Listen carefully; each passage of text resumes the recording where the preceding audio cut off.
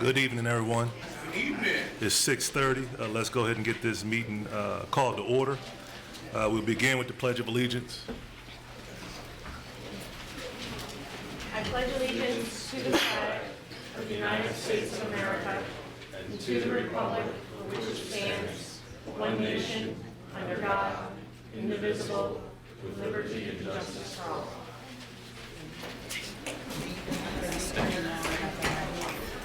Madam Clerk, can we do the roll call?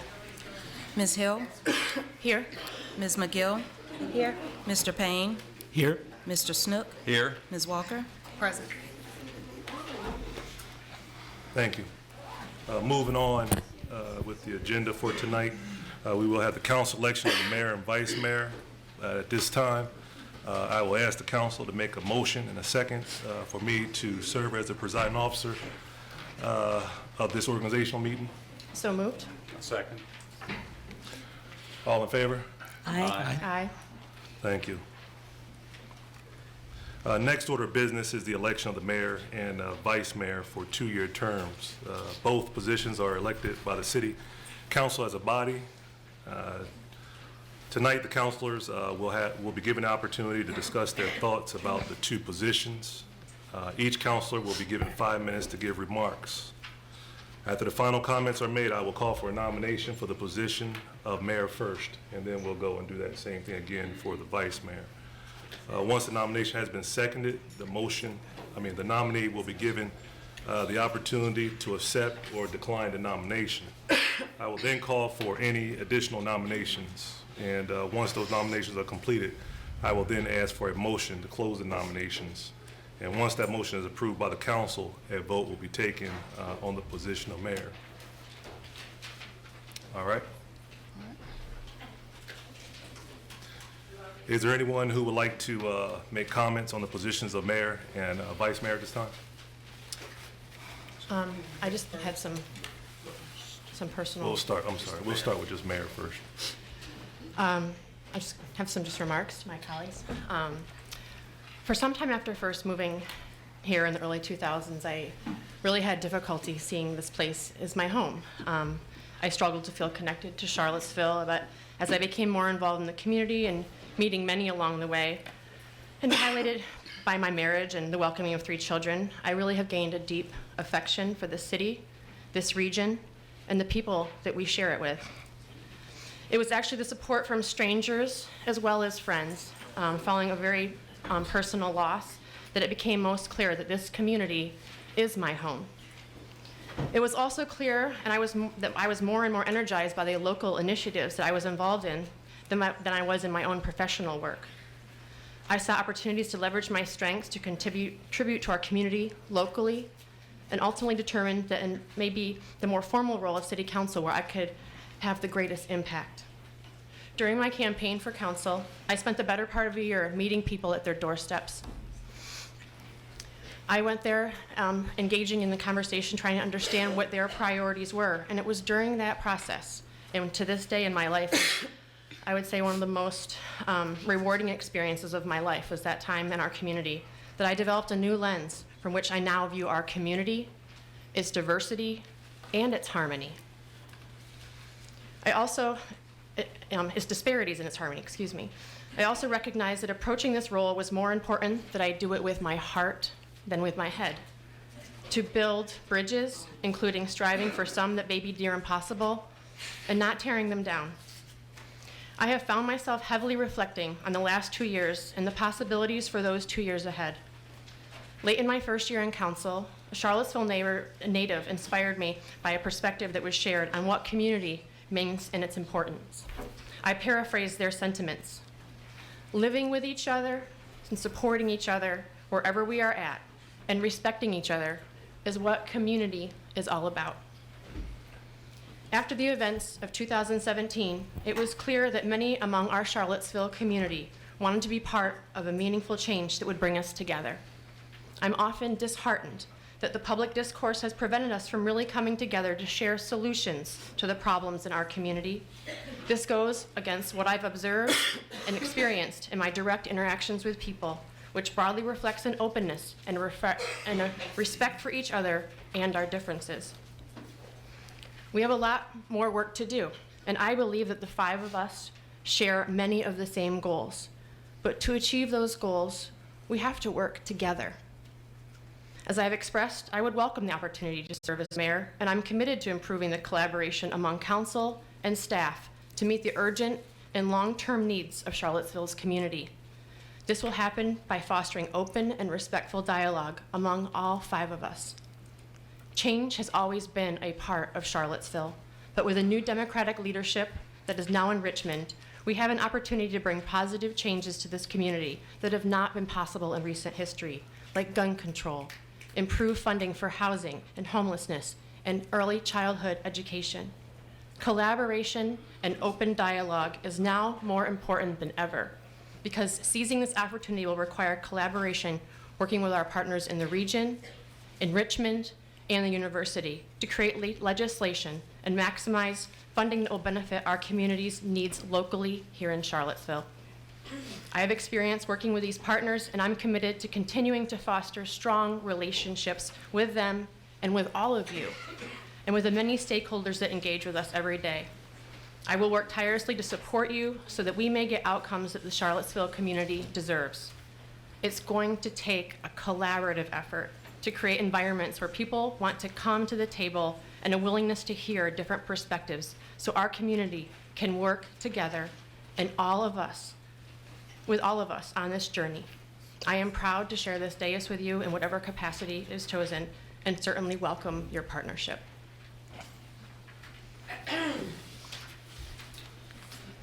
Thank you. Next.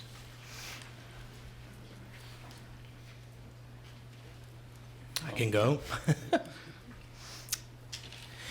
There are two feminist scholars, Michelle Ryan and Alex Haslund, who conducted an extensive study of organizations. And what they found is that organizations tend to elevate women, and particularly black women, to leadership positions either right before or right after a crisis. And from that, they developed a concept they called the glass cliff, wherein those individuals are blamed for the crisis, even though they are the ones trying to fix it, not the ones who created it. I believe this dynamic sometimes unfolds in Charlottesville, where our difficult political situation and occasionally unquestionably difficult council meetings are blamed on individuals. But our crisis was not caused by individuals. It was caused by the white supremacist terrorist attack that traumatized our community and forced our entire community to confront a legacy of institutional racism and economic inequality. It is my firm belief that Mayor Nekiah Walker's leadership has been vital in changing the narrative of Charlottesville, not just symbolically, but through policy change. Policy change that includes the Home to Hope program to provide resources to formerly incarcerated individuals in our community, raising wages for city employees, a historic and unprecedented investment in redevelopment of public housing and affordable housing more generally, tax relief for working class families struggling with rapidly rising assessments, and including in city planning, infrastructure, and environmental protection, and analysis of race and inequality. I often wonder what the nation's response to the first election after the white supremacist terror attack would have been if we did not nominate Nekiah Walker as the first black woman to be mayor in the history of our city. The eyes of the nation are still on Charlottesville. Major presidential candidates announced their campaigns based off of what happened here. Presidential campaigns and national media continue to visit Charlottesville and look at the work we are doing. And it is my firm belief that we need to send a clear message to the country that we are continuing the work of uprooting institutional racism, redistributing political and economic power, and confronting unrestrained corporate capitalism. It is my belief the only way we can do that is by nominating Nekiah Walker to continue her term as mayor, as has been the tradition over the past 2 decades. I believe that we can use, to the extent possible, the positions of mayor and vice mayor to create systemic change.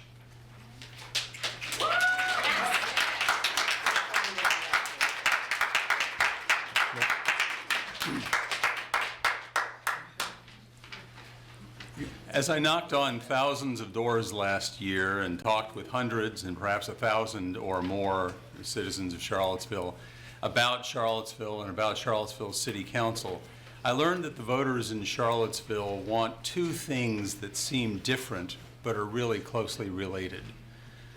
They have hopes and expectations for what will be done, and they have hopes and expectations for how it will be done. The selection of a mayor should be about how things will be done, not what will be done, because the mayor is only one of 5 votes, and none of us can do anything without the agreement and support of at least 2 others, no matter who the mayor is. Regardless of whether you're a mayor or a councilor, the same rule applies. You've got to get 2 other people to join you, and if you do, you can get a motion passed, you can get an ordinance enacted. As for the what, in my knocking on doors, I found wide support for the goals of providing more affordable housing, for a functioning bus system, for educational equity, for fighting climate change. As for the how, I also found wide support for a council and a government that would work together without bickering and without bitterness. I mainly knocked on doors in neighborhoods where I was not well known, Tonsler, 10th and Page, Fifeville, Belmont, and the question kept coming up from both black citizens and white citizens: how are you going to change how the city government works? And all I could say was, I will just be one of 5 counselors. I can't fix it all, and so I will have to try to find allies to help with this. Council can't mandate better behavior, but we can model better behavior. We can start by not displaying open contempt for people coming to speak to us. We can start by not displaying open contempt for each other on the dais. We can start by being willing to assume that each of us comes to these meetings with a sincere desire to make the city better by our efforts. We can disagree about what will make the city better, but we need to start by being willing to assume that the other 4 of us are all motivated by the desire to make the city better. We can disagree, but still respect one another. In short, Charlottesville voters want something better than the contempt that they see is so evident in Washington. I want a mayor and a vice mayor who will respect other councilors, who will not express open contempt for other counselors or for our citizens and those who come to speak to us, and also who will, in short, model the behavior that we hope will prevail in these chambers. Having talked with many of my colleagues, I anticipate that there will not be a unanimous decision, a unanimous vote on this. Whoever the mayor and vice mayor are, however, I will work with them in a spirit of respect, which I hope will be reciprocated.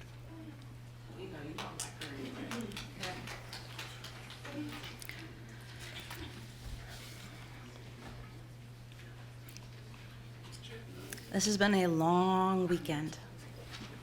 I have spent a lot of time thinking and reading and listening, knowing that whatever decision I end up voting for or making on this day as today will disappoint people who voted for me. That's inevitable. Every decision will. So, when decisions come to it, I have to vote with my heart, and where deep, deep down, I know I'm fighting for what's right.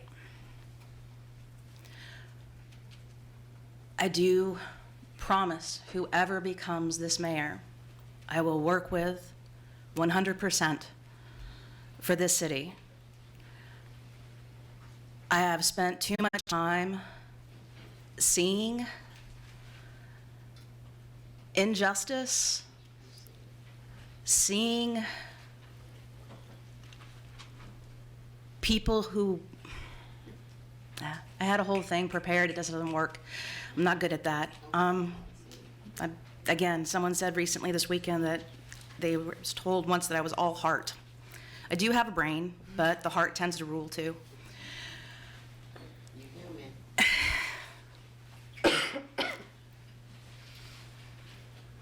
I understand we are in a very uncomfortable place right now. And when we are uncomfortable is when we look at what we believe. We look at ourselves. I'm hoping that as we continue through this uncomfortable place, we will start building again and continuing to build forward to make our city equitable, truly equitable for everyone, and safe spaces for everyone. That might be a little Pollyanna, but it is what I want to work towards. So that's it. Thank you.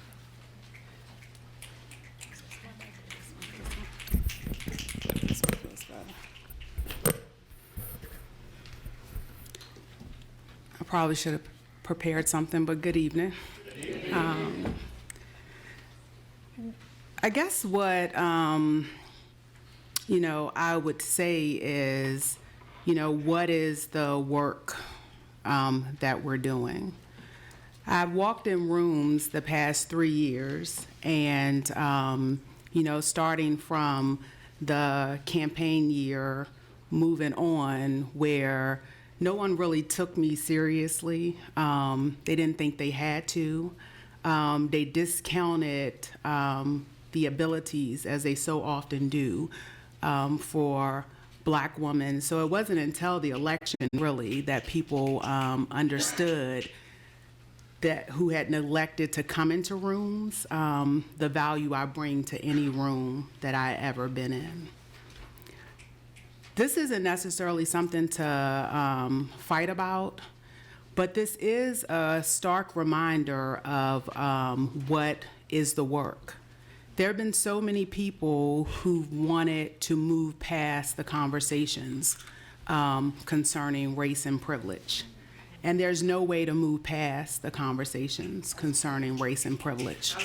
While I have those very difficult conversations about race and privilege, I've also been able, through, a very firm approach, which some people have an issue with me being woman and Black and firm, about what people are saying when they're saying all lives matter, when we are in a room talking about Black lives matter or brown lives matter, and then low income lives matter when we move from race to class.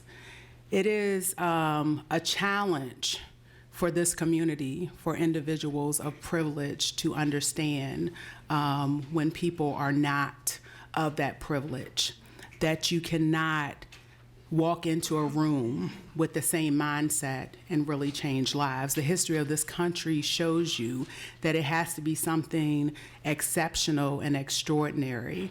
And there are a lot of people who struggle with the fact that I am the person bringing those conversations about what is exceptional and what is extraordinary. I, no matter what position I have been in at any point in my life, have been able to bring change to any room that I'm in. It is an honor for me to do it at this level. It is draining and it is very hard work. But to know that the individuals who have the least are heard the most when I am in the room is, it fills my heart. There is no way to do this work anywhere in this world without elevating people who have been oppressed. There is no way to do it. And while these conversations are very difficult, what has not been asked at any point from me is why have some of the conversations been so difficult? I have never, and Councilor Hill and I had this conversation over the weekend, I've never refused to meet with anybody, talk to anybody. If you went to UVA and talked to them about who's pushing the needle in those rooms, who is having the hard conversations with the president there about what needs to happen in this area, he will tell you that that person is me. I can walk into any room and fully understand within moments what is needed, what is missing. And I'm also willing to have those difficult conversations about it. What people take as disrespect is really them not being able to honor the fact that what is normal and comfortable for them, that they are usually in the rooms and the most valued. And the struggle there is what the fight is here. The fight isn't about how we do this work.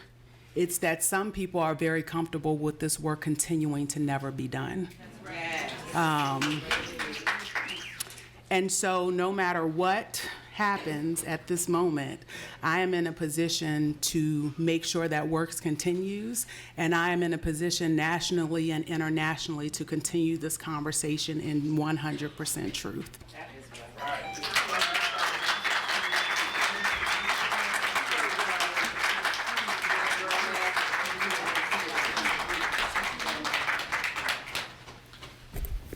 Thank you all. Now I'll open the floor up for nominations for the position of mayor. I would nominate Nakia Walker. Is there a second? I second the nomination.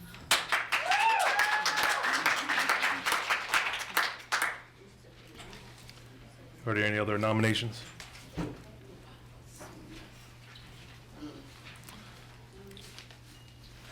So we have to. No, so now I'm close the nominations, and I ask for a motion to nominate for mayor. Motion to elect. Motion to elect. So move. Second. All in favor? Aye. Aye. And for the election of the mayor, could each of you just, for the record, state your choice, even though there is just one nomination? I, Sina McGill, state Mayor Nakia Walker. Support Nakia Walker for mayor. And I support myself.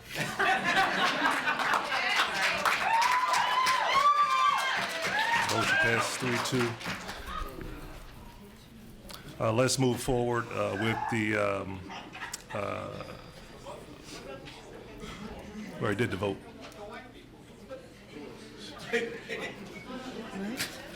We already know where we're at. Moving on, we can get with the next, Well, they should register. John is saying they have they have to state their There vote. should be a No, you should we're register. gonna take care of that. Go ahead. Can you state your position? We're working on that now. Yes, I do not support that decision. Nor do I do not support the position. Vote passes 3-2 for the election of Mayor Walker.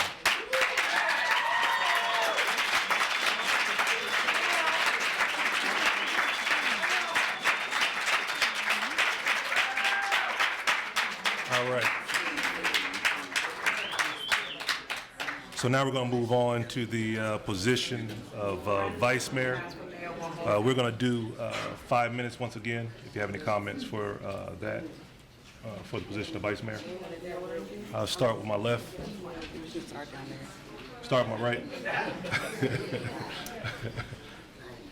I don't really have any prepared remarks for the position of vice mayor. As I said in my opening remarks, I just hope we're able to use both positions to promote equity and continue the work of transforming the city. I don't have any additional remarks beyond just recognizing that, there is, I'm happy to serve in that capacity and continue in that path. And I'm also recognize that there might be interest from someone who's new to the dais in that path. I'm support either way. And let me just, Can we, to make my comment, I would say, first of all, that the leadership that there has been in the last 2 years has been both from Mayor Walker and from Vice Mayor Hill. They represent different aspects of Charlottesville. They represent different aspects of council. Both aspects are legitimate and both aspects are needed. And so I would support Heather Hill to be vice mayor. I have not even thought about that. So,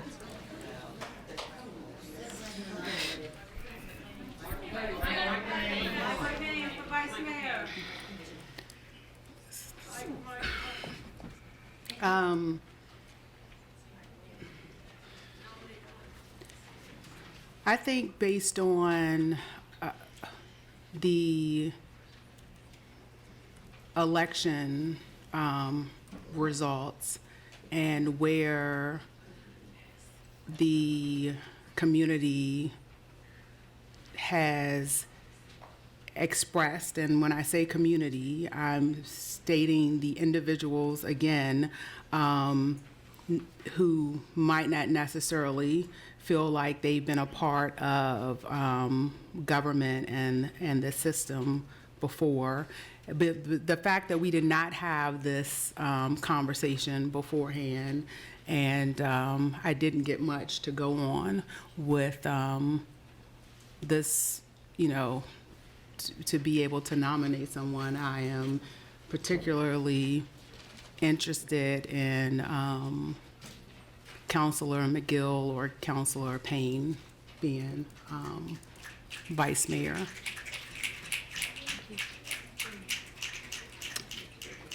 And so, can I ask a question? Yes, ma'am.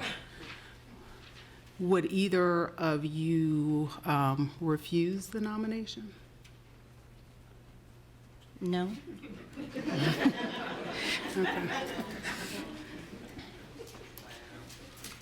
Are you done? Yeah. All right. Moving on, so I'll open the floor up now for nomination for the position of vice mayor. I would nominate Heather Hill. Get a second? I second. I would nominate Sina McGill. Second? I second.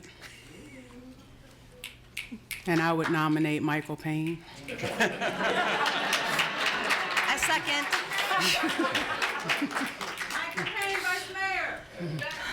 All right, we have all the nominations, so I'm going to ask the clerk to call the roll for a voice vote. Ms. Hill? We talking about which nomination? Well, You just had did 3 they people accept, nominated, all accepted? They all the- accepted. so I'm just confused on, For, so we're saying Your name. on my name, so. I know. I think you would need to have a, there was no second for Michael. I seconded, I'm sorry, you I did? wasn't Okay. clear. My throat hurts. I also seconded Michael. I think the vice Can I mayor second too? position would, the vice mayor position would need 3 votes from councilors. So we need to So, do them one at a time. right, one at a Yeah. time, call off everyone's name. This is for the nomination of Ms. Hill.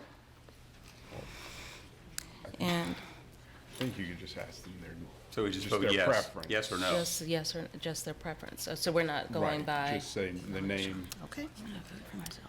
Oh, geez. Then I'll start with Mr. Payne. Your vote. Gotta use game theory. I'd support Sina McGill. Ms. Hill? I'll support Sina McGill. Thank you.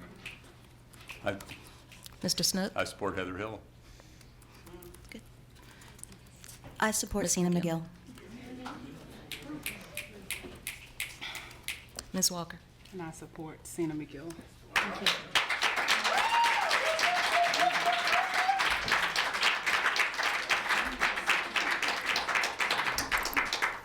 So the vote has Passes passed, 4-1. and congratulations, my vice mayor, Thank McGill. you.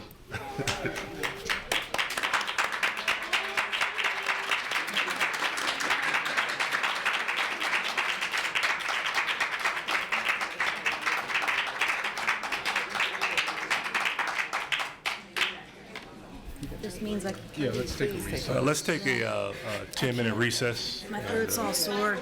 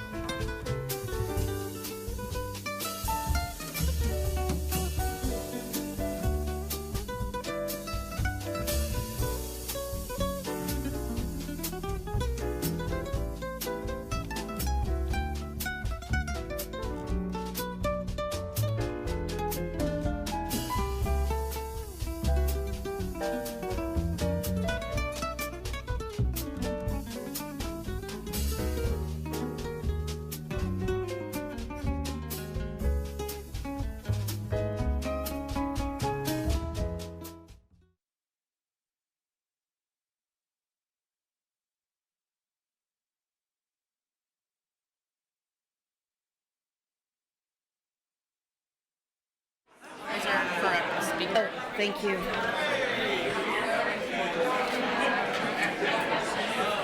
I wanted to keep things transparent.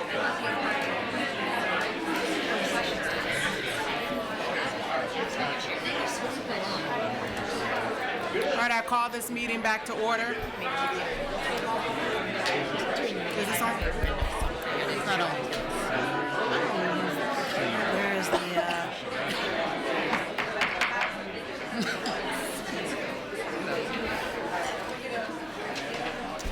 All right, at some point I have to do these, so.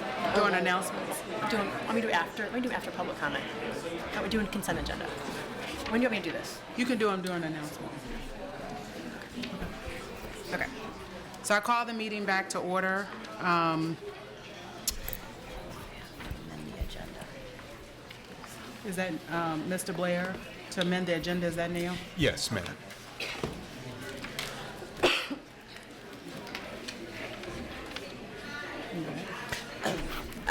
Madam Mayor, I request that we amend the agenda, item number 8, To add item 8. to add.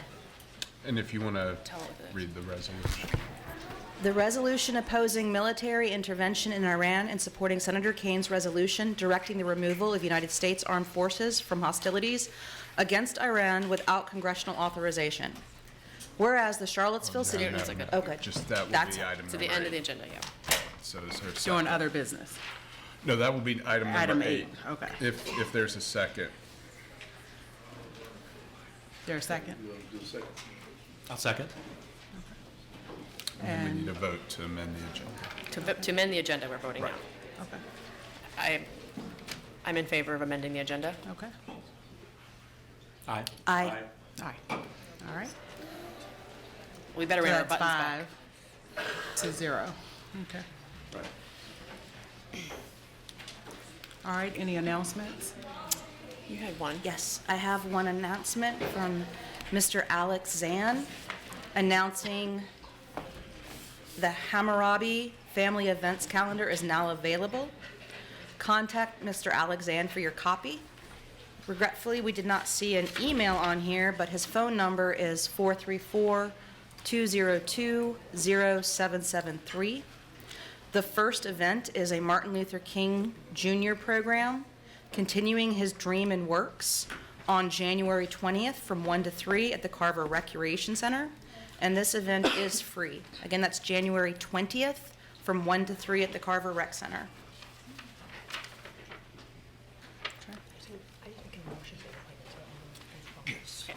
I'd like to make a motion that of the following appointments of counselors to the following boards and commissions. The Charlottesville Area Transit Advisory Board, Mr. Snook. The Charlottesville Community Scholarship Program, Mr. Snook. The Charlottesville Redevelopment and Housing Authority, Ms. Walker. Historic Resources Committee, Ms. Hill. The Housing Advisory Committee, Mr. Payne. The Legislative Committee, Mr. Snook and Ms. McGill. The Measurements and Solutions Group is on hold. The Piedmont Housing Alliance, Mr. Payne. The Place Design Task Force, Mr. Snook. The Retirement Commission, Ms. Hill. The School Capital Projects, Ms. Walker and Ms. Hill. The Social Services Advisory Board, Ms. McGill. The Water Resources Protection Program Advisory Committee, Ms. McGill. The Charlottesville Albemarle Regional Jail, Ms. Walker. The Charlottesville Albemarle Convention and Visitors Bureau, Ms. Walker and Ms. Hill. Darden Tow Park, Ms. Hill and Mr. Snook. Jefferson Area Board of the Aging Board of Directors, Ms. Hill. Jefferson Area Community Criminal Justice, Ms. McGill. LEAP Governance Board, Mr. Payne. Mobilization for Action Through Planning, Ms. McGill. Metropolitan Planning Organization, Mr. Snook. The Regional Housing Partnership, Mr. Payne with Mr. Snook as the alternate. The Regional Transportation Partnership, Ms. Walker and Mr. Snook. The Rivanna Corridor Planning Steering Committee, Ms. Hill and Mr. Payne. The Rivanna River Basin Commission, Ms. Hill and Mr. Payne. The Rivanna Solid Waste Authority, Mr. Snook. The Rivanna Water and Sewer Authority, Mr. Snook. The Jefferson Planning District Committee, Mr. Payne. The Virginia Career Works at Piedmont, Ms. Hill. And Virginia First Cities, Ms. McGill with Mr. Snook as the alternate. All right. Give me a Do second. we there a need to second? Second. Second. All in favor? Aye. All right, that carries. Any other announcements? No? All right, we don't have any proclamations. Ms. Thomas, would you read the consent agenda?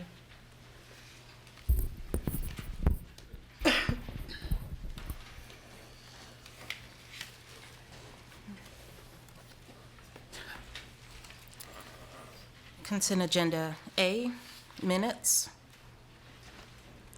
November 4th, regular meeting, November 13th, budget work session, November 15th, special meeting, November 18th, special and regular meetings, December 2nd, special meeting.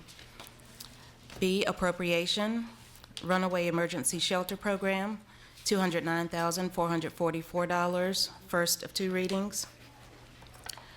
C, resolution honorary street naming Winneba Way, one reading.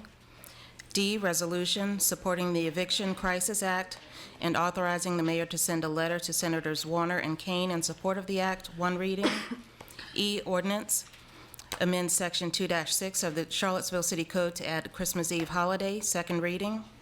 F, ordinance, amending Section 9-27 of the Charlottesville City Code to change the name Recreation Center Precinct to Key Recreation Center Precinct, second reading. G, report Ravenna Authority's quarterly update. Is there anyone who would like to speak on an item on the consent agenda? No? All right, closing public comment. Yeah, if you have a question, you can come up. What's the runaway emergency shelter program grant? It's a collaboration between the Human Services Department and Ready Kids. And it's just the funding for teens who need temporary shelter. Thank you.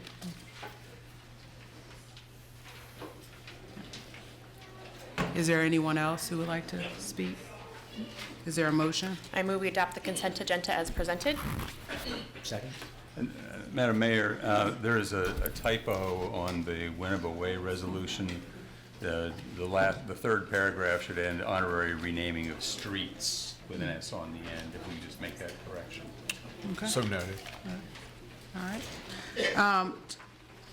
Comments here, just a couple. Resolution D, supporting the Eviction Crisis Act.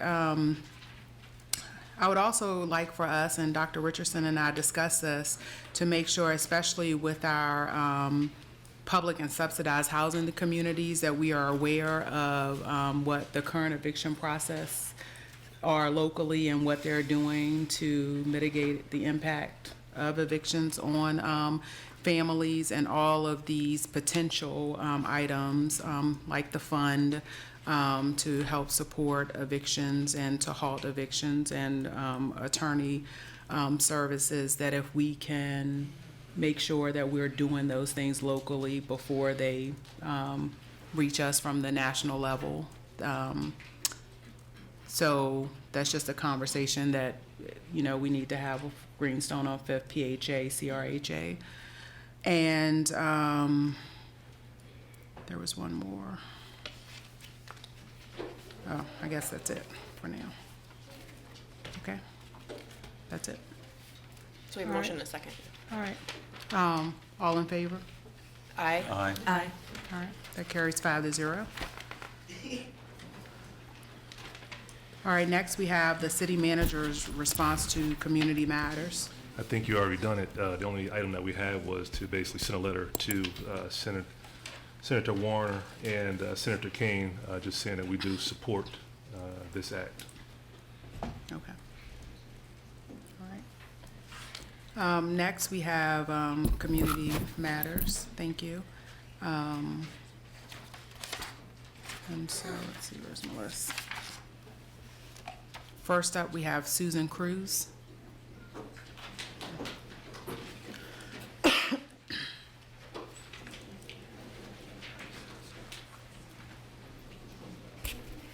Hi, good evening.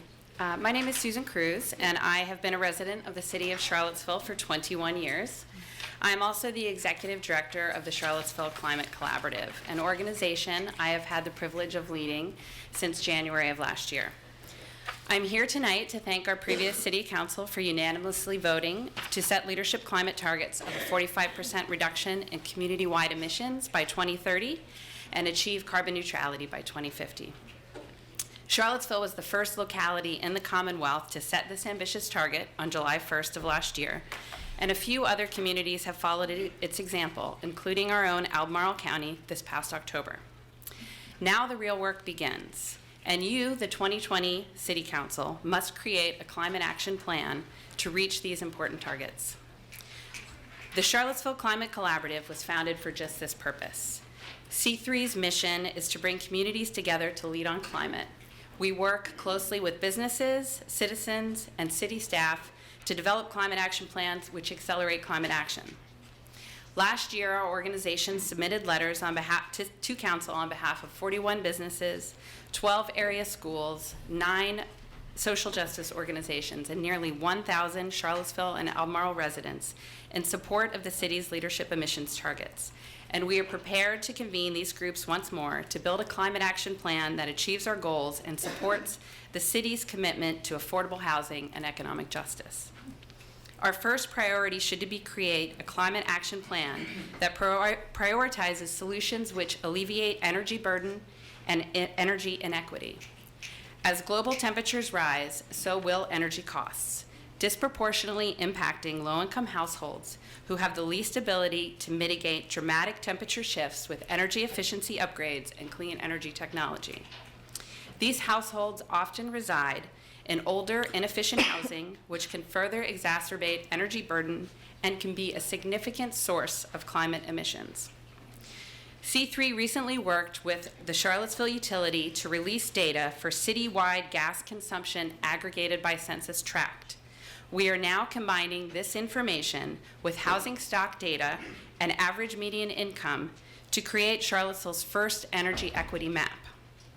This will help our community deliver energy efficiency resources where they are needed most.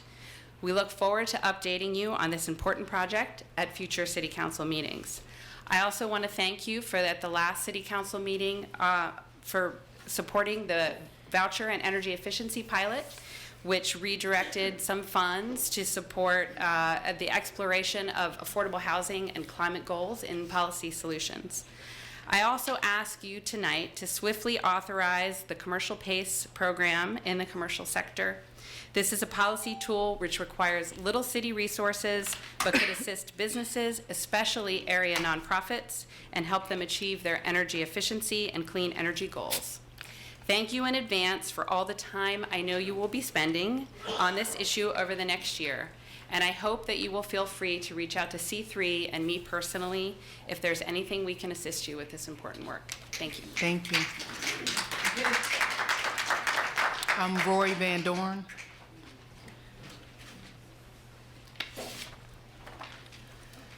I passed out a handout. I'm Roy Van Dorn. I'm a member of the Downtown Business Association. The mission of the DBAC is to advocate and promote the predominantly independent small businesses in the area we consider downtown, which is the mall to Ix Park. This area contains approximately 350 locally owned businesses ranging from restaurants, shops, craft beverages, professional offices, and so much more. Most business people are our neighbors and friends, and they give back to our community so much more than a national chain could or ever would. We support a vibrant downtown where visitors and locals alike can share our community together in a fun, clean, and safe environment. With a limited time of 3 minutes, I just want to present 4 ideas for your consideration going forward. Number 1 is a digital parking availability signage. On the note I provided with the handout, there's an example of 2 peer cities that have helped solve their vexing problem of perceived lack of parking, particularly where garage parking availability cannot be seen from the street. Perceived lack of parking availability is the largest barrier to commerce voiced by those living in the area of why they didn't come downtown. We urge the council to solve this problem with BAR and do that as soon as possible. Secondly, we'd like to talk about lighting. Downtown needs to promote a walking environment in our downtown. It is now so much more than just the bricks. That goal requires adequate lighting for safety. The studies have already been done by the city several times. We all know it needs to be done. What is missing is action by by the city. Unlike like other commerce centers, the city owns the public spaces. Other areas of commerce centers in the area and by other peer cities devote resources to create an attractive, inviting environment. This is a matter of maintaining an environment for both safety and aesthetics. Third, the city has built 2 garages over the last 50 years. It is likely we won't build another one for another 20 or more years. That means we have to make the current one under design serve our needs today and tomorrow. First of all, we advocate for more capacity to address the current shortfall. And secondly, I want to propose an idea that we use the deck for more than just parking. I would suggest that we use it for the permanent home of the city market. Public restrooms, water for the health department, an all-weather environment for year-round Saturday city park market, and a public Sunday space for the use of festivals, exhibits, and other community benefiting events. Lastly, there's a section about the Dewberry. You can read that for yourself, and we invite you to come to our annual meeting later this month. Thank you. All right, thank you. Matthew Hoffer-Hollick.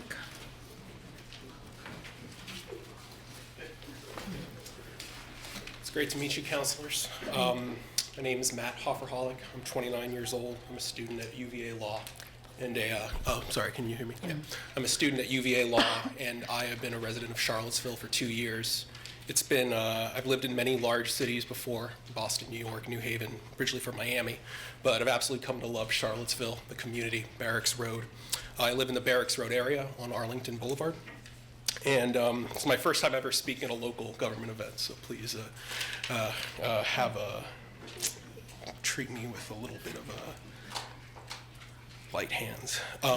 So I'm here to speak to support a move that I think will really benefit the community, a very kind of a narrow issue, which I think is being addressed on the agenda tonight, which is the special use permit for the Chick-fil-A at Barracks Road. I live in the Barracks Road ecosystem, and I know I've done a little bit of research on the issue and read the article in the Charlottesville Observer about a week ago. And I think for the special use permit in particular, the objection was that Chick-fil-A will hinder pedestrian connectivity. I actually don't have a car, and I patronize Barracks Road, the shopping mall, every day. Provides me and my peers with essential services. If I didn't have Barracks Road, I would not probably be able to survive. There's no other outlet for such services, I think, given my situation. Otherwise, unless I needed to use public transit. So I don't have a car, and I wholly support this. I think that most other students in my community would as well. I don't think that it would really impact pedestrian connectivity in this regard. And I think also because it's replacing the existing Burger King, there's also won't be, I think, over much traffic. I think there will be economic development benefits with new construction, creating construction jobs. And I think probably, I don't know what the arrangement is with Chick-fil-A, but the revenue might outweigh the construction itself. I know it's not on the agenda tonight, but I think a Chick-fil-A would be generally supported by the community. I know there's hundreds of people that would really like, to have this in the community. Much of the community revolves around Barracks Road. It'll be a great meeting place and a community center, I think, for many people. Employees, I'm told, I've never worked at Chick-fil-A myself, but employees, I'm told, enjoy working there. And I just think it will be an amazing place for the community. And I, again, don't think that the effort will endanger pedestrian connectivity at all. Thank you. Thank you.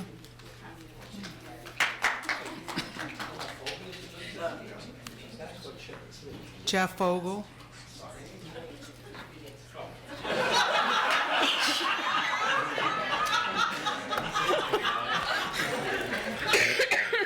Good evening. My name is Jeff Fogel, as you know. I live in Belmont neighborhood of Charlottesville. Several meetings ago, in response to a query from Ms. Parker, Dr. Richardson revealed the program that the police department apparently has to use cameras to surveil certain areas of the city. As a result, I wrote a letter to Dr. Richardson and suggested that he would tell us what areas of the city had been covered, not what's going to be covered, but what had been covered, to see whether it has a racial implication to it. And secondly, what's very important is to determine what the purpose of using cameras is. If you're trying to discourage people from engaging in crime, you publicize the cameras so that people know about it in advance. If your approach to criminal justice is, let's arrest everybody we can, then yes, you try to hide the cameras. We don't know whether or not what purpose there was. We don't know whether or not that any of those purposes were accomplished, and that was asked in the letter. I didn't get a response. So I sent an email to Dr. Richardson and said I would really appreciate a response to my letter. I didn't get a response to that either, which I thought was discourteous on your part, not even to acknowledge the receipt of my letter. I queried myself, is it me? Is it the subject matter? It'd be worthwhile to know that, and it seems to me inconsistent, of course, with your claim to have an open-door policy. But what's raised here is a much more broader and important question, which is a culture in the city of keeping information away from the public. We all know that FOIA requires certain kinds of disclosures, and FOIA also provides exemptions. Those exemptions still provide discretion to the agency head to release information. But the practice here in Charlottesville has been nothing gets released that's not mandated and required by FOIA. And that's simply wrong. And the claim that anybody has in this town to transparency is simply hypocrisy when the practice of the town is we give nothing other than what's required to be given by law. Now, of course, the biggest area that this takes place in is the large exemptions within the FOIA law for the police department. And clearly there are reasons why a police department should not release certain information. But there are many reasons why it could release information. It would cause no harm to public safety, to the police department, or anybody else. But it won't happen. And it's under any of the police chiefs that we have, it will not and has not happened unless this council puts its foot down and says, we believe in transparency. And my suggestion is to pass an ordinance or a resolution that states essentially that if an agency head rejects a request under FOIA on the grounds that it's exempt from mandatory disclosure, that that agency head must provide a reason for exercising his or her discretion to deny the request. So that the presumption should be that we get what we ask for unless there's a good reason, independent of the fact that it's exempt from mandatory disclosure, in order to disclose. So if you want transparency, that's one way to get it. Thank you very much. Mr. Blair, just a quick question, just to refresh. So in our meeting, we were told that we could share that information, correct? Or no? And you're referring to the council meeting previously? Yeah. As far as the locations of the camera? I think that information can be shared. Yeah. But Okay. Yeah. So Chief Brackney did give us an update on the cameras as requested. And I answered Ms. Parker's question the day that she asked, which was where were all the cameras located in low-income areas. So that was the question at that time. The cameras, from my recollection, and correct me, there were 3 cameras outside of the entrances to West Haven, and there was 1 at the entrance of Prospect. So those were the locations of the cameras, and from my memory, we were able to share that information. So we know it's directed at Black people. So was that the only question that was in your? What was the purpose of the camera? Okay, well, I can't answer those questions. I mean, I don't have the information. Madam Mayor, could I ask, were there only 4 cameras Yes, You mentioned 4. Those are all that there were out there. yes. And one of them had been offline, right? It's my, And so it hadn't been, until this came up, it hadn't been capturing information. Okay. Mary Carey?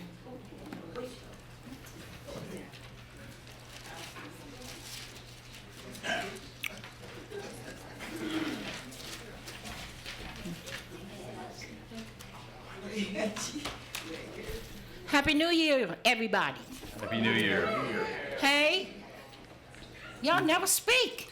Good evening. We're not gonna start it off this year with that, I'm sure. Because last year, the only person who spoke to you was the mayor.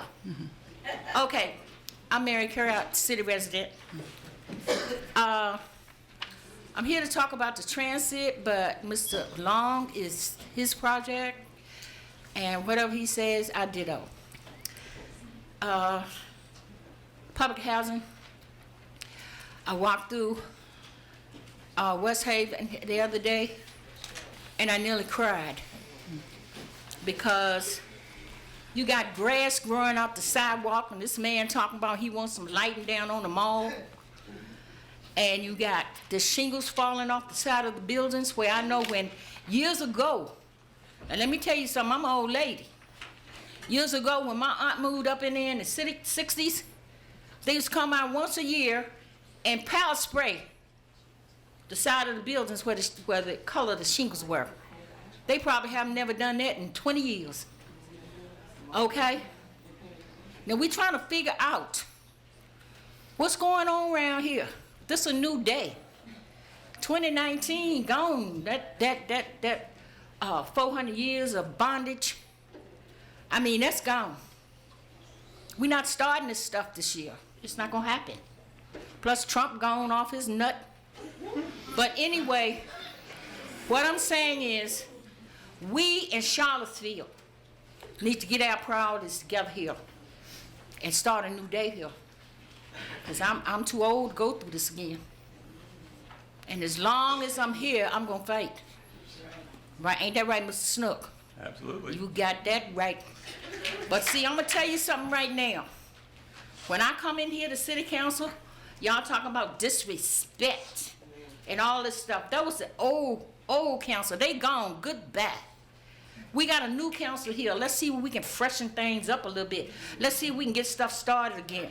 Try to get these councilors up here that we voted on to respond to us when we come down here and ask questions. The other council cut that out. They changed all the rules. They put in a lottery. They cut out the response of the councilors so that the city manager can take charge of everything. Now, he got enough to do. Why should he take charge of what we say too and wait 2 weeks to get our answer? We put y'all in those seats.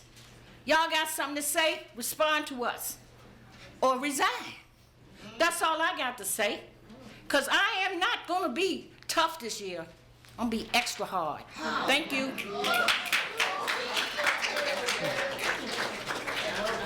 Paul Long?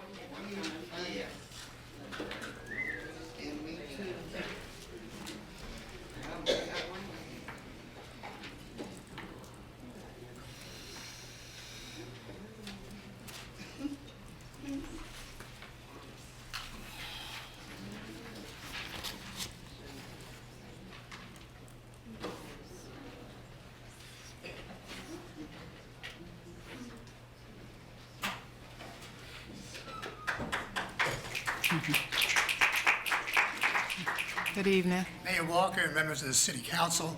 My name is Paul Long. I live at 100 Ridge Street here in the city. First of all, I want to welcome the 3 new members of City Council, and congratulations, Mayor Walker, on your re-election as mayor. I'm glad that you were re-elected.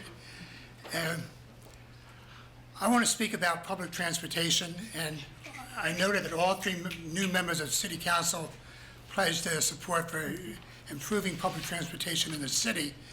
And I realize that not everything can be done at once, but what I would like to see the City Council do is initiate full service for all CAT buses on Sundays and legal holidays. There were many, many people that work on Sundays, work on the holidays, in the hotels and in the hospitals.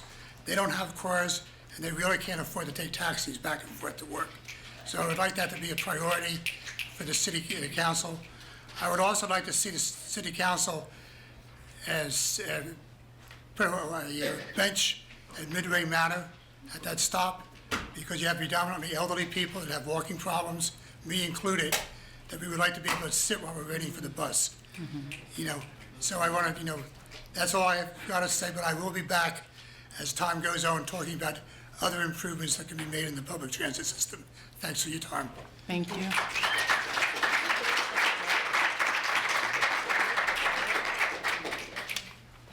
Tanisha Hudson. Good evening, Tanisha Hudson. Good evening, new members of council. Welcome. I just have a few things to say, and I'm gonna cede some of my time to somebody else. First and foremost, public discourse. See, you have to be really careful with the words that you use, Heather, because you're saying public discourse as if people didn't have a reason to be upset. From 2016, see, you might not have been that involved back then, but 2016, really 15, into all the way through 17. So be careful using words like public discourse, because we had every right to be mad. Because a lot of stuff went on in the chambers that should have been stopped. John Blair wasn't here then. It was the other city attorney. They could have stopped a whole lot of stuff before it brewed up to August the 11th and 12th, okay? So people had a right to be upset, because our city should have never put us through that at all. And then blame the people who wanted to protect the city as if we was wrong for protecting our city. And you were just speaking highly about being proud to be in Charlottesville, that you moved here in the early 2000s and this place grew on you. Well, guess what, honey? I've been here my whole life, okay? I have every reason to fight for it. When I have an 80-year-old grandmother still working full-time, to struggle to still live here. So I have every reason to act however I choose to, because I'm not in your position. So when I come with an attitude, know that I have every reason to come with an attitude. Welcome, new council members. I hope we can have a great year in 2020. Welcome again, Mayor, for another term. And I'm going to cede the rest of my time.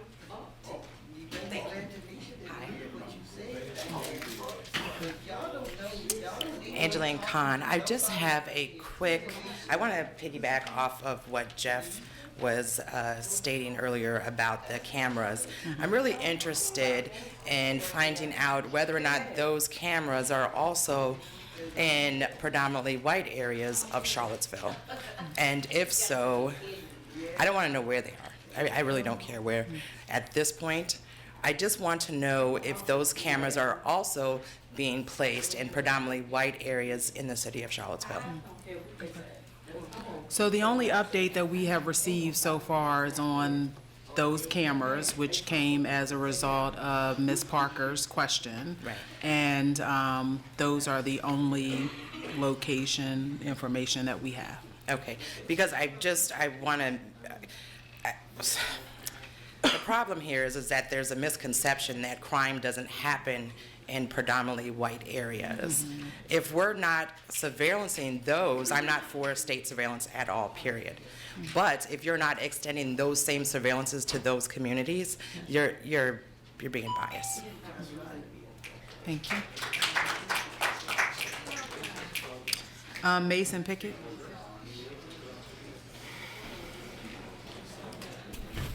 I would make a strong bet that the cameras are there because there's been crime there. We'll leave it at that. All right. Please, Mayor. Thank you.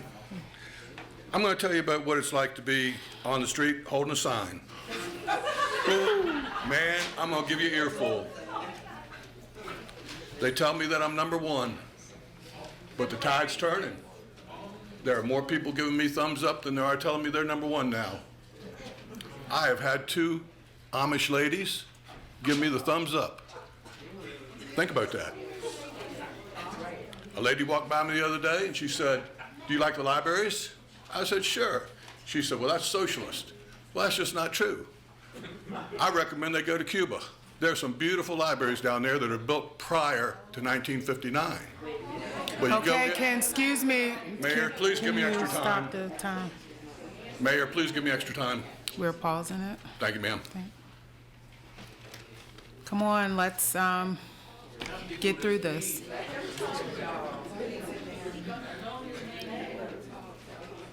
All right.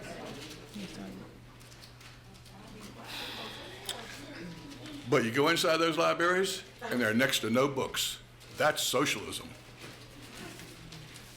I've been called, and this is really interesting, I've been called a fag. I've been told I could eat a bag of dicks. Lovely people of Charlottesville. Those are your people. And I love it. Jeff Fogel, every time he goes by me, Jeff Fogel, every time he goes by me in the car, he tells me I'm number one.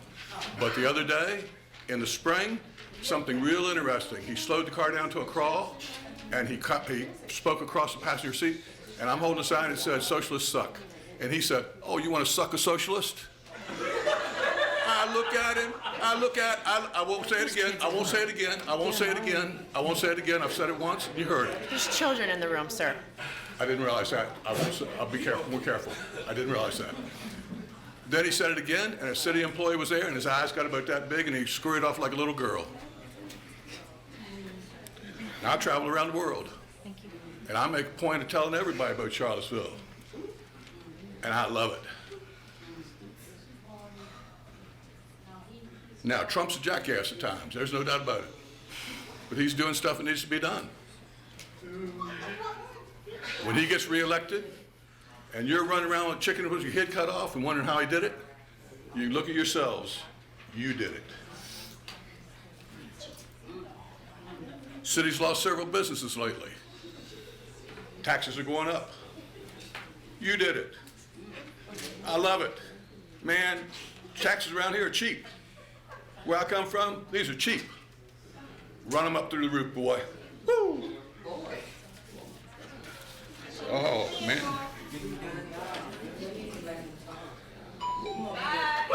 Thank you. Just what? Thank you. All right, thank you. Didn't get any extra time for all that? You were telling me thank you. There was lost time in there. Thank you very much. All the best to you.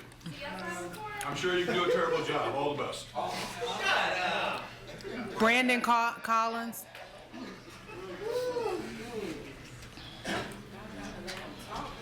Good evening, Council. I'm Brandon Collins. I've lived in Charlottesville my entire life. I have 3 children who have lived here their entire lives as well. I'm feeling this new council. I hate that I have to follow that dude. And I'm just wondering, before I get into anything, like, is there anybody in this room who have talked to Mr. Pickett on the street while he's waving his sign with his First Amendment right? Because I know a lot of us have expressed our First Amendment right in the same spaces as this racist, and yet there's a certain group of people that tend to get physically assaulted by Mr. Pickett, and that is women primarily. The men tend to have the cops called on them, and as we're expressing our First Amendment right, it doesn't seem to be a problem. However, he does have a problem with assaulting women. So when you're listening to Mr. Pickett and his approach to Charlottesville, that's the Charlottesville he's looking for, one where guys like him are in power and have free reign to assault people when they disagree with his inaccurate analysis of what life is like here in Charlottesville. I am feeling this council. I'm like super excited to be here tonight. What I think is really interesting over the past I don't know, however long we've been here, about an hour and a half, I've heard affordable housing mentioned probably over 30 times. And that is huge. That means it's a priority for y'all, and it's a priority for everybody else. And I think y'all heard that when you were running, and certainly sitting councilors have heard that a lot. I think it's awesome that as new councilors, you can come in and tonight you get your first shot to put your money where your mouth is and approve these special things for South First Street.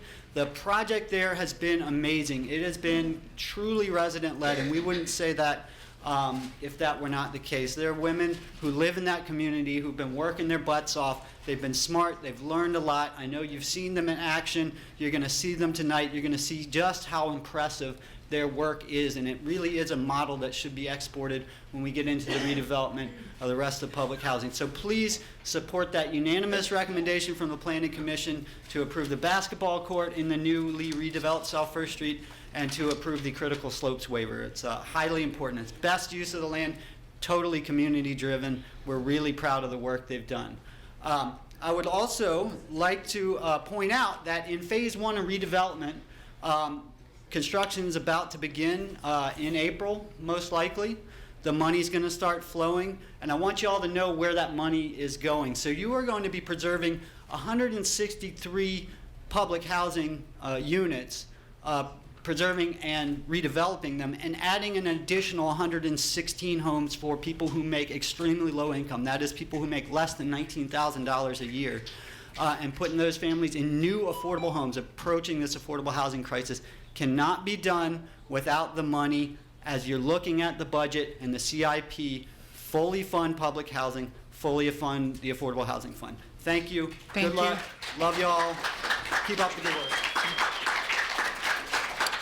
Rosia Parker. Good afternoon. Welcome, new city council. I see we're looking for humans. We're being human, we're being kind. So I'm hoping that we continue, that we're going to be human and not about just color of the skin.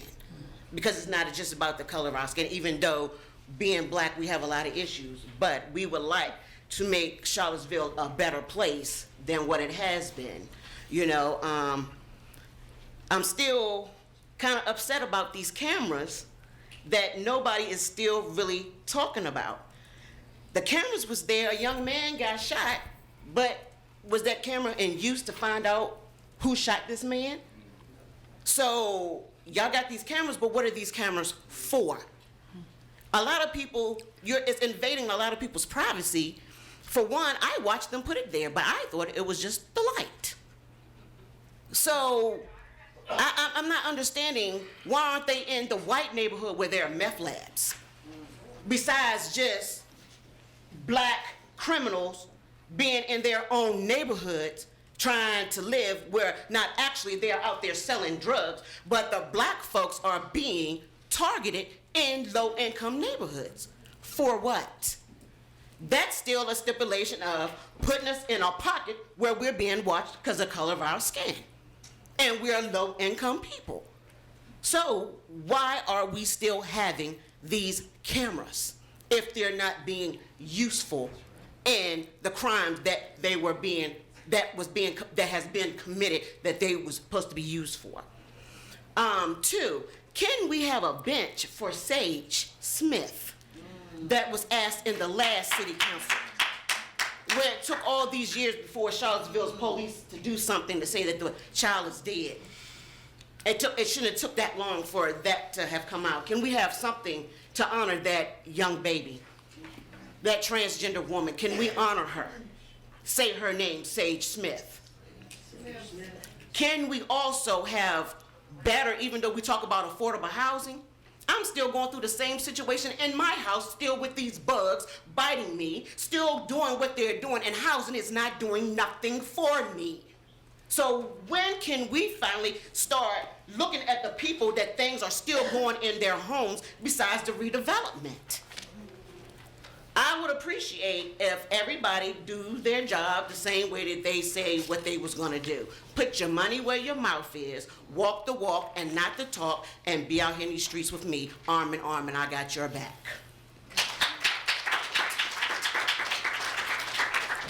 So I'll answer again about the bench for Sage. We had the plaque created. We had a location selected. Sage's parents made a different decision about whether the bench would go up or not, and that is why the bench didn't go up. Councilor Bellamy at the time was handling that project, and I met with him, with Dad, and I met with Mom, and so it was a family decision to not put the bench up at the time, and so that's what, and we haven't moved forward with the reason that they decided not to put the bench up. We have some open slots, so if there's anyone that would like to speak.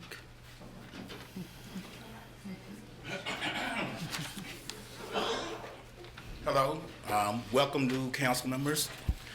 My name is Harold Foley, 1407 Minden Street.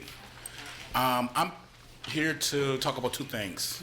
One, I hope City Council can revisit the CRB and make it strong as it possibly can.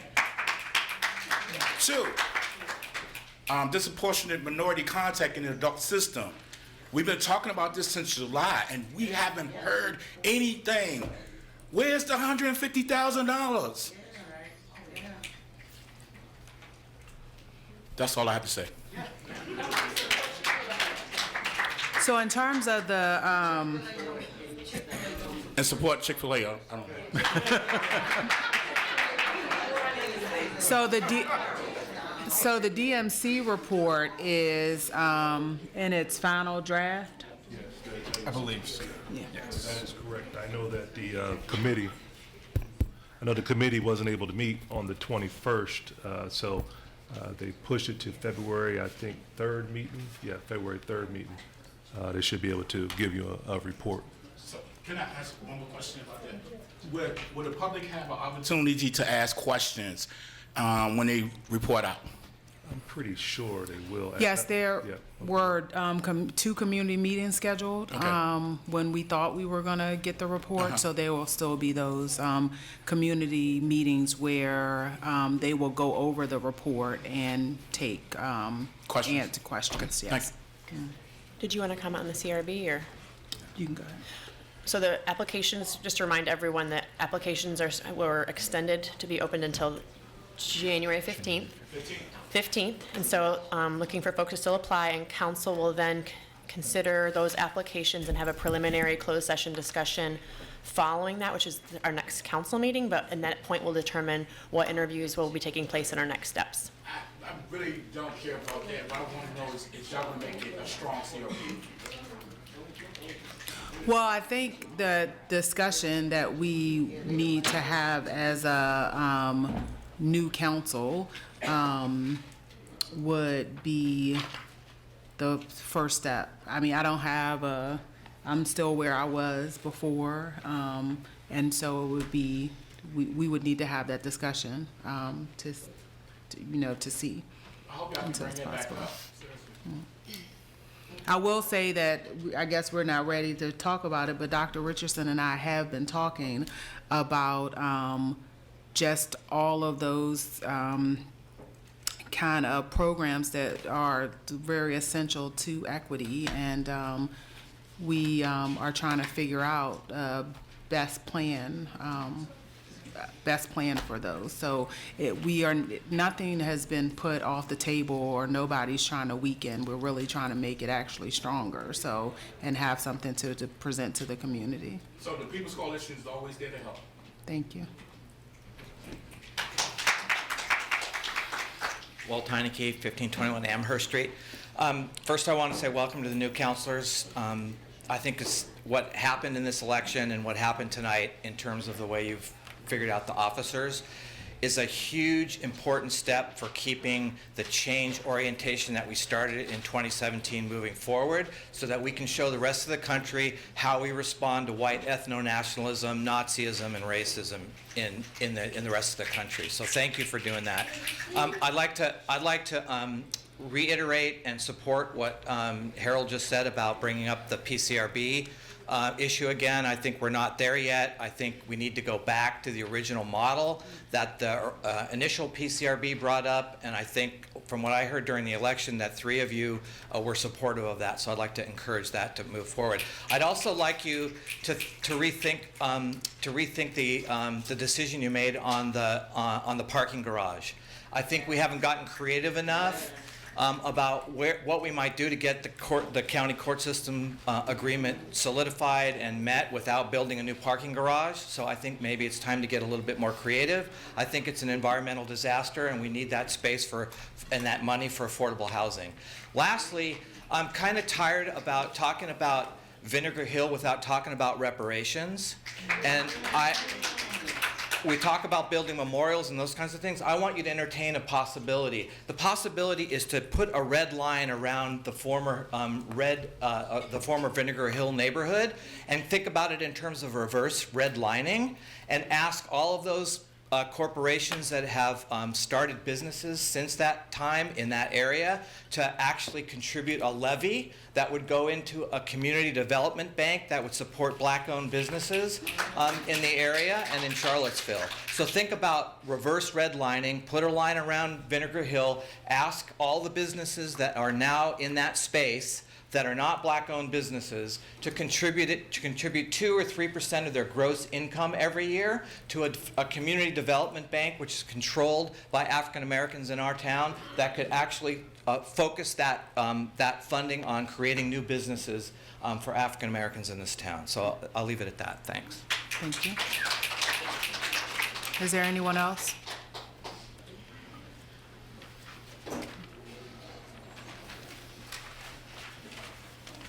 Scott Bandy, I live in Fry Springs.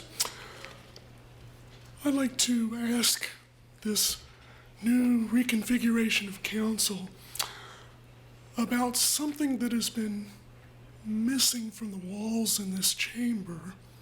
It's a little insignificant. Is there any plans to reintroduce a posting of the visions that were upon the walls of this chamber at one time? I think those disappeared. I'd have to go through my photo files to figure it out, but they seem to have disappeared. And I'm just curious, what is this council's vision? You've come in, you're fresh, you're new, and two of you, you have the experience that is brought over, and quite a surprise that we have a majority makeup of ladies as 3 councilors in this reconfiguration of city council. So I ask you, please, for the city's sake, and for those who visit our city, please post that vision once again. Why did it disappear? Thank you. We'll be having hopefully a retreat in February, sometime where we'll be revisiting our strategic goals, mission, and values. We haven't scheduled it. We attempted to schedule it for January, and it just didn't work. And so once we get available dates for all the counselors, we will be working on that, and then now we know it's something that requested to be posted once we get it, but we have to have the meeting first and work on it. Right, and I think that was one of the things I was going to be bringing up. Other business was kind of our plan and aligning on our plan for that. Yeah. All right. Is there anyone else? I think he was here.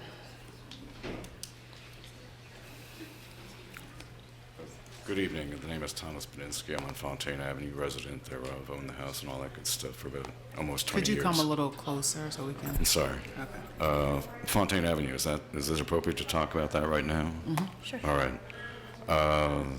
I'm not sure how much you all have been briefed about the particulars as far as the pedestrian safety and bicycle safety initiative. Well, those are the drivers for the project. Apparently, things are inadequate, and so be it. Let's say they are.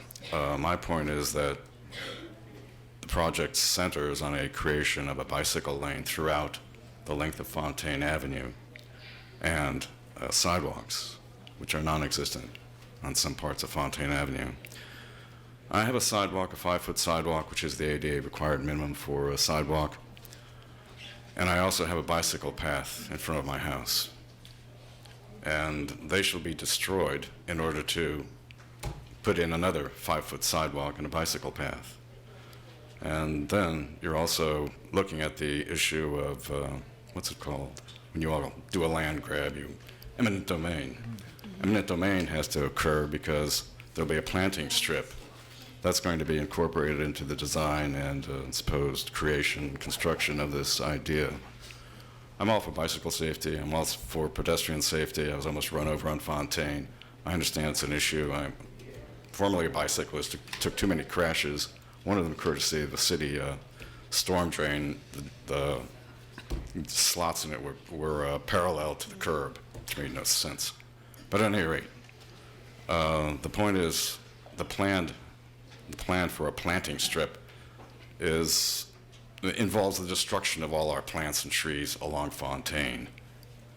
It strikes me as inane, a waste of money.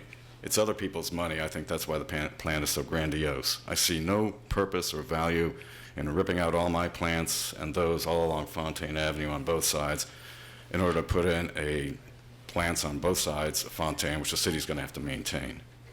So I think we could reduce the cost of the program. Yes, it's other people's money, but I think we should also minimize the expenditure, especially when it's an unnecessary adornment at the price of the trees and bushes and privacy that all the vegetation that exists there now provides to us, the residents of Fontaine. So that's it. Good luck with all the particulars of that, and I ask you give it serious consideration when you review the plan again for Fontaine. Questions? I'll happily entertain any. Thank you very much. Could you spell your last name? BNINSKI. Thank you again. All right, is there anyone? Hi, my name is Ben Dornberg. I live in the county. I'm here about the jail board, and specifically the jail board's decision to continue voluntarily calling ICE on people in our community for no reason. And I would just really encourage the city to explore what the options are to compel the jail board to stop doing that policy. Obviously, they're getting money from the city. Members of the city are on the board, and I just don't think we should allow them to continue operating if they're going to continue to hand our people over to ICE. So I would just like to see action on that this year. Thanks. And I'll say that, that is made up from representatives of other localities, but the city members did vote to not continue the process. But the sheriff yeah. The sheriff did Yes. say that. But Counselor Bellamy and Mr. Murphy was on there at the time, and they did vote, so yes. Yeah, I would just like to see what other means beyond the vote there might be to push on that. So, thanks. All right. Okay, is there anyone else who will?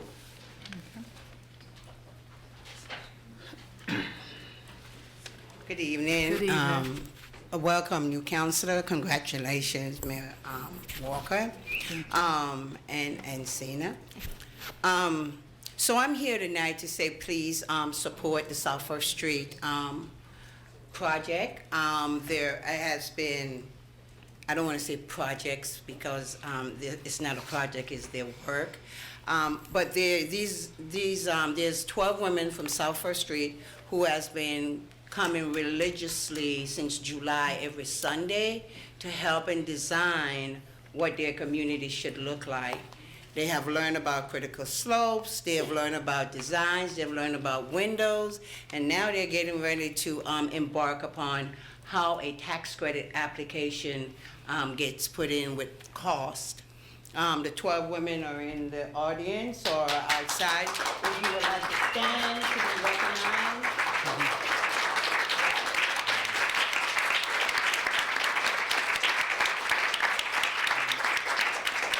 There are some that are outside, and I just want to talk a little bit about bias because I'm a little bit ashamed to say that I had some biases going into this, whether or not it would work, but just to show you how biases can take you in the wrong direction, these women wowed me. I am so proud of the work that they have done, and to say that poor people, or low-income community people can't design their own community, they have just made a liar out of a lot of people. So I'm here to say, I hope that you all can support this idea. And there's some other things I want to talk about, but we will be meeting with Dr. Richardson to talk about it. But I really wanted to emphasize on that and to just say kudos to those 12 women. And if you haven't been to South First Street to see the work that they have done, you should go in that community center and you could see all the hard work. Also, Bruce Wardell. He's right there. Is over there, his company, and my new friend. Back there, I can't even think of your name right now. But anyway, the work that they have done. You talking about Ashley? Huh? Ashley? No, Ashley. Yes, yeah. Ashley. I know you're not gonna forgive me for that. But the work. So the other thing I want to say is, and I know that West Haven residents, and I know that Mickey Drive residents and everybody around is saying, when are you all going to come and do the same thing? And I think this is a project we would like for the city to continue to support, to take to the other sides. And yes, those ladies got stipends to show up, and if they attend every session, they also got a bonus. And every last one of them showed up every Sunday. So it wasn't just for the money. Thank you. Thank you.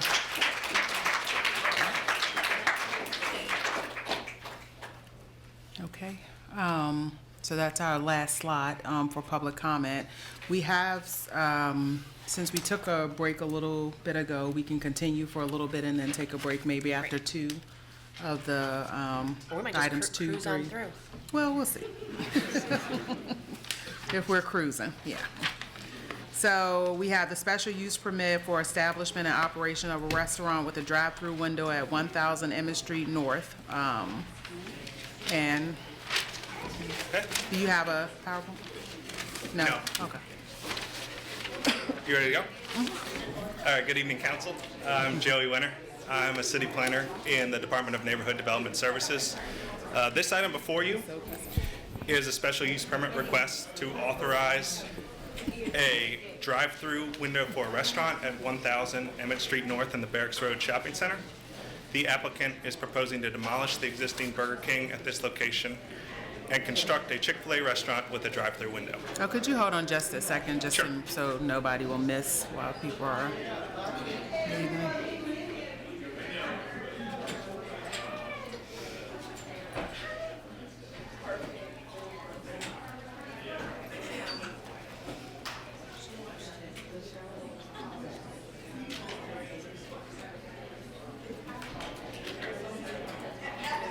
So we're gonna get started.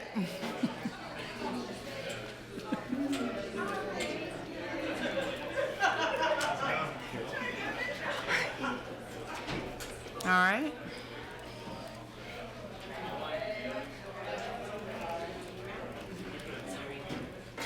Maybe as soon as Mr. Long gets out the door and we can shut it.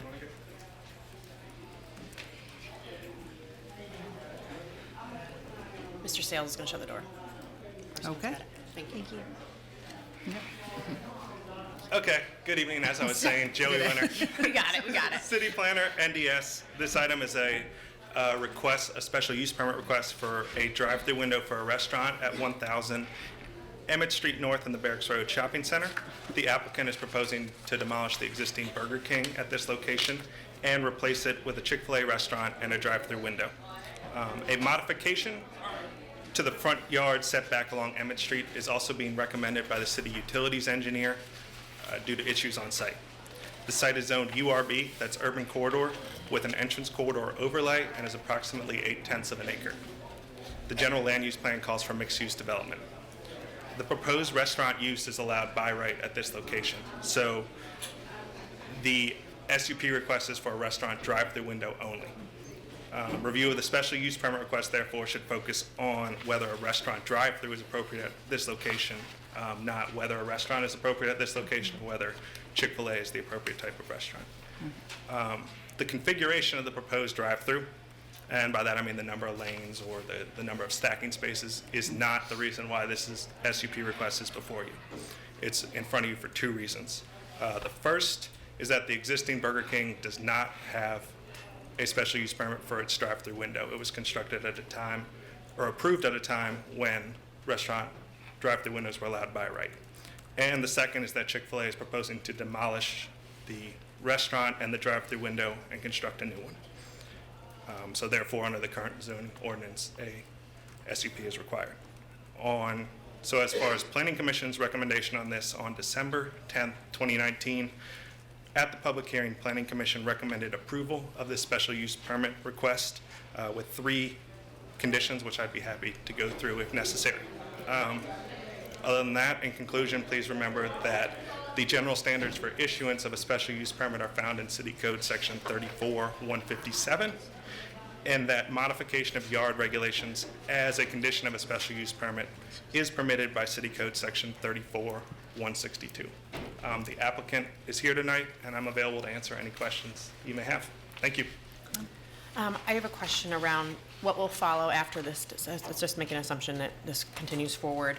What is like because the main thing people are concerned about is just the traffic patterns, and obviously the pedestrian piece too, but what is the traffic study that will be done to kind of be proactive before the site plan is put in front of the Planning Commission? Just trying to understand what additional research is going to be done to alleviate concerns from the residents. So with the request, the applicant submitted ITE, Institute of Transportation Engineer, figures for the drive-through and a narrative, and the traffic engineer evaluated this. The next step in the process is the site plan approval process, which would happen if you all are to approve it tonight. It could start immediately, and at that point it will go through staff review, where the city traffic engineer will work with the project designer and their engineering team to determine what will work in terms of site layout, traffic pattern, stacking spaces, things like that. Are there any other questions? I mean, I have some general concerns, but I don't know if this is, just in general, how does this kind of fit into what comp plan we do have currently? As far as how is this being with our strategic plan?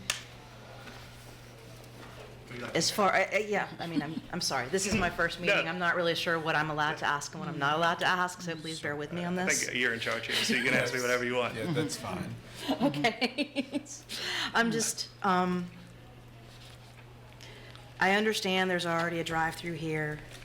Some concerns have been brought forward that I'm thinking through about the walkability, bikeability, if the chicken and the egg issue of when do we start.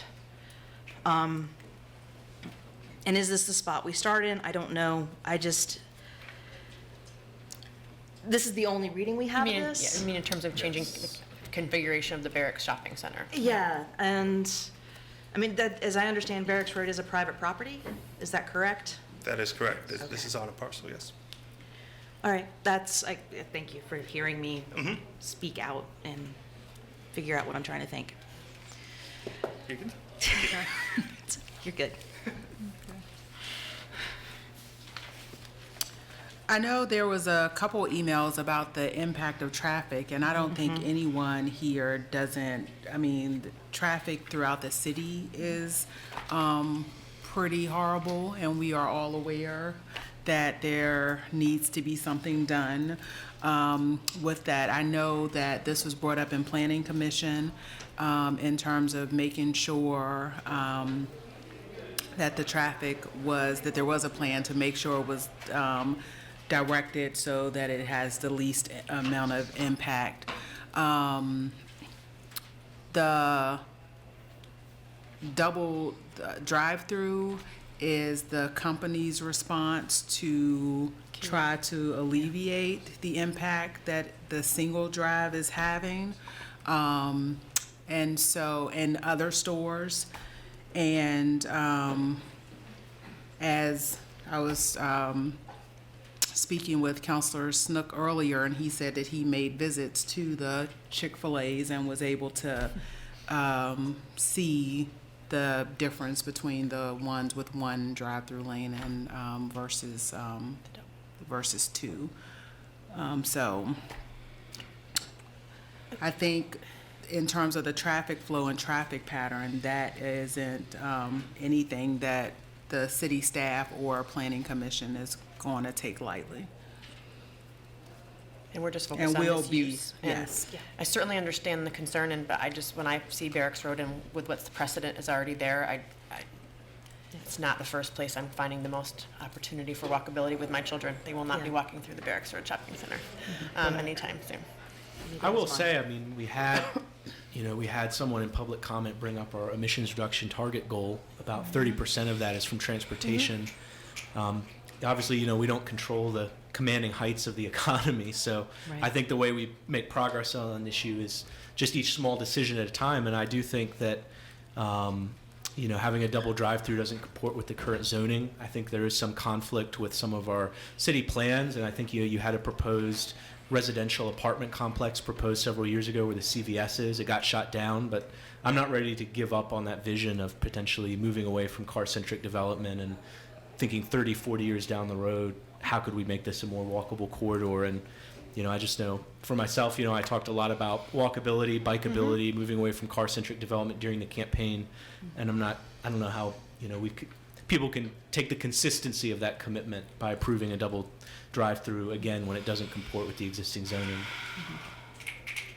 It's not that it doesn't comport with the existing zoning, it just has to be defined in terms of the existing zoning.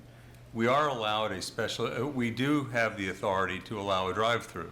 There is nothing in the zoning ordinance that I am aware of that specifies whether it's a single drive-through lane or a double drive-through lane or 2 lanes feeding to 1. Is that set out in the zoning ordinance anyplace? No, sir. There is the provision that the provision that both of you, I think, are talking about is just the idea of the special use permit for the drive-through. And it is worth noting, to both your points, the SUP process is very much about the impacts that come from this particular use and whether the conditions within the SUP mitigate or in some way conform with the heightened use that comes with the SUP. And all I meant by it is that it's not allowed by right because the existing one is grandfathered in. I know we can obviously approve an SUP for it. Okay. Are there any other questions? This gentleman wanted to say something, I think. My name is Ryan Yager. I'm with Bowler Engineering here on behalf of the applicant. Just want to bring some clarity items as well from what we've already said today.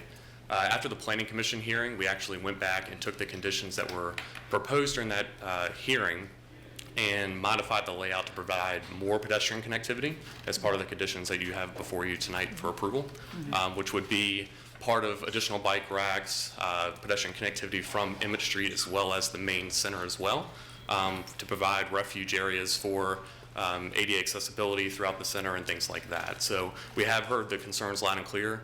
We are wanting to bring a restaurant to the community, to Barracks Road Shopping Center that isn't currently there today, and then also offer the community outreach and the community connectivity throughout the whole shopping center as a whole. So just want to add that clarification. Thank you. Thank you. Is there a motion? I'll move to approve the special use permit to authorize the establishment and operation of a restaurant with a drive-through window at 1000 Emmett Street North. Is there a second? I'll second it. Any further discussion? I do have one question. One of the issues that was raised dealt with setbacks. And I frankly didn't understand the discussion at the Planning Commission about the setbacks. Is that still an issue we have to be considering? I thought it was because of the utilities.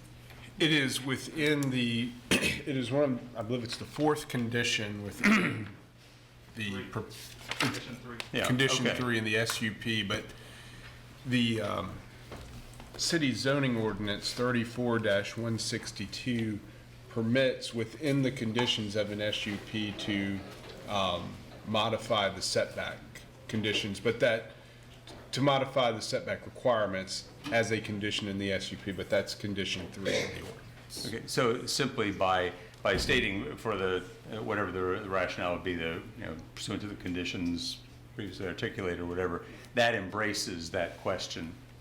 Yes, sir. Okay. Yes, sir. Thank you. Any other questions? All right. Do you want to do like a whole call vote by name? I'm just not sure because we don't have our buttons. No, we can just, she said, right, just all in favor? Yeah. Okay. Aye. All opposed? Aye. Aye. Aye for now, yes, for this one. All opposed? Aye, no. All right, so that carries 4-1. Yeah. Thank you. So next we have the Fontaine Avenue Streetscape Conceptual Design Plan, one reading.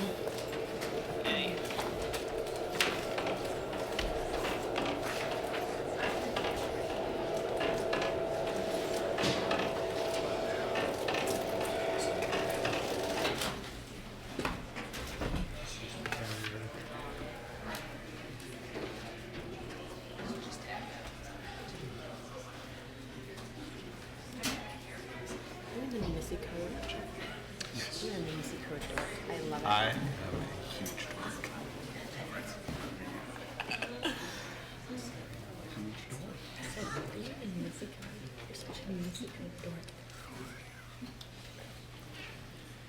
Hi, Kyle. Good evening, councilors. My name's Kyle Kling. I'm a transportation project manager with the Department of Public Works, also the city's project manager for the Fontaine Avenue Streetscape project. Back in the summer of 2018, the city started working with RK&K Engineering to develop a conceptual design for the Fontaine Avenue corridor in association with the Smart Scale grant that was awarded to the city. Over the past year and a half, we've been working through a very detailed public engagement process with members of the community to develop this preferred concept.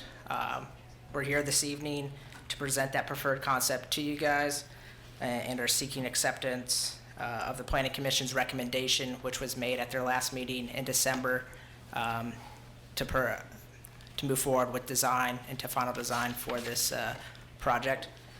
At this time, I'll hand it over to our consultants, RK&K. They have a brief presentation they'd like to run through, and then we'd be happy to answer any questions at the end, if there are any.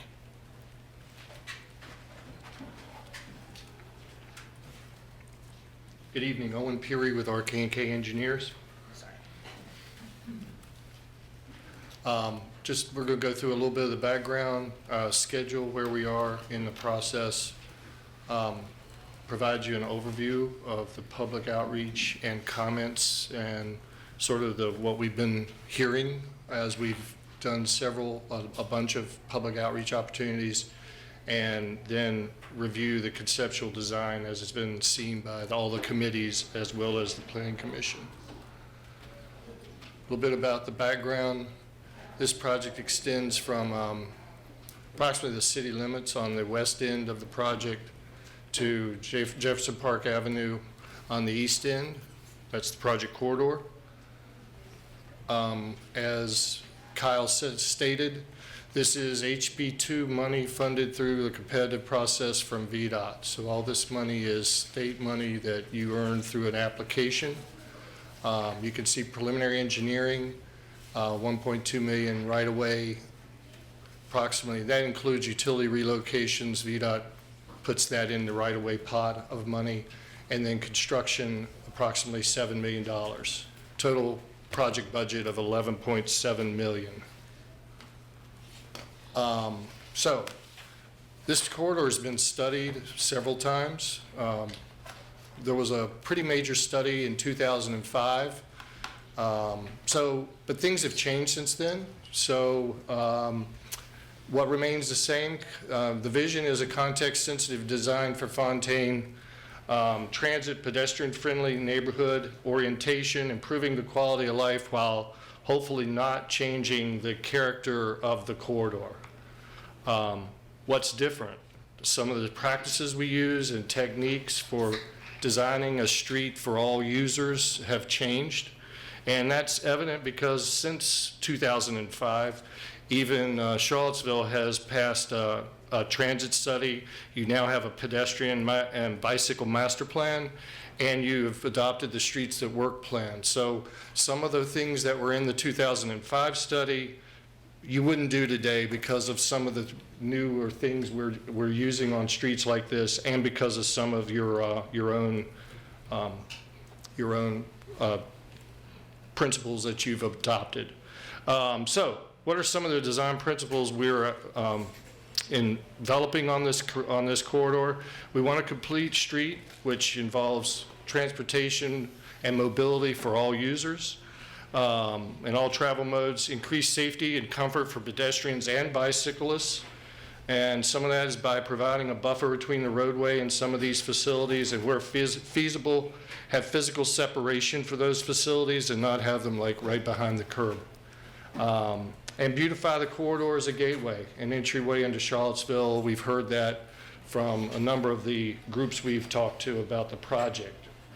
Some of the benefits that were pointed out in the application that where you receive the money, of course, this project is designed to, or we're designing it to increase opportunities for walking, bicycling, use of transit, connect to the proposed bicycle pedestrian facilities at Fontaine Research Park and beyond would be a next step, and improve access to US 29 into and out of the city, to UVA, and to the University Health System, which is right, this is a major corridor for that.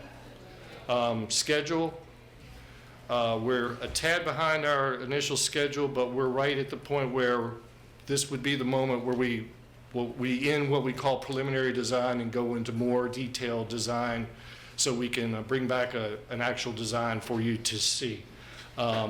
And part of the reason we're a little bit behind on our schedule is because we've done a lot of outreach and a lot of listening and a lot of reaching out to the community for their input, which you'll hear a little bit about in a minute. But in particular, or in summary of the outreach we've done, I won't go through all of these, but these are the different public meetings, steering committee meetings, technical review meetings with staff, place, planning commission, and we're here in front of you today for the first time with this project.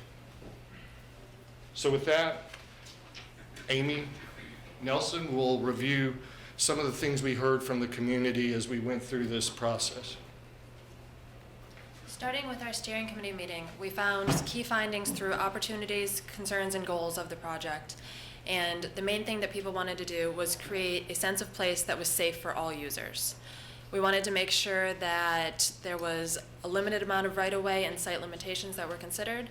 There was consideration for opportunities to make it a beautiful gateway into Charlottesville, to provide stormwater management and improve access management for the corridor as well. And there were also raised concerns that on-street parking is not really a priority in the area, but there needs to be an account for trash pickup and deliveries, because that's part of what the parking on the corridor currently is. So there needs to be a solution for how people are going to have trash removal and deliveries in the future. For public outreach, we held 2 public meetings, and we had a very robust program to try to get people to these meetings, particularly the UVA community. As you can see in the graph on the page, that email was the primary means of most people that were alerted to the meeting. However, when we introduced the board in front of the fire station and some additional flyers at local businesses, we did have more people attending the meetings. During the first public information meeting, we found that people really wanted to make sure we had safe crossings for pedestrians. And as part of this, they also encouraged us to add more or wider sidewalks, and along with this, to have safe routes for bicyclists, to preserve the trees that were in the area, as well as providing additional green space to really make it that beautiful entrance corridor into the city. This is a graph showing how important various future conditions were for the attendees to the meeting.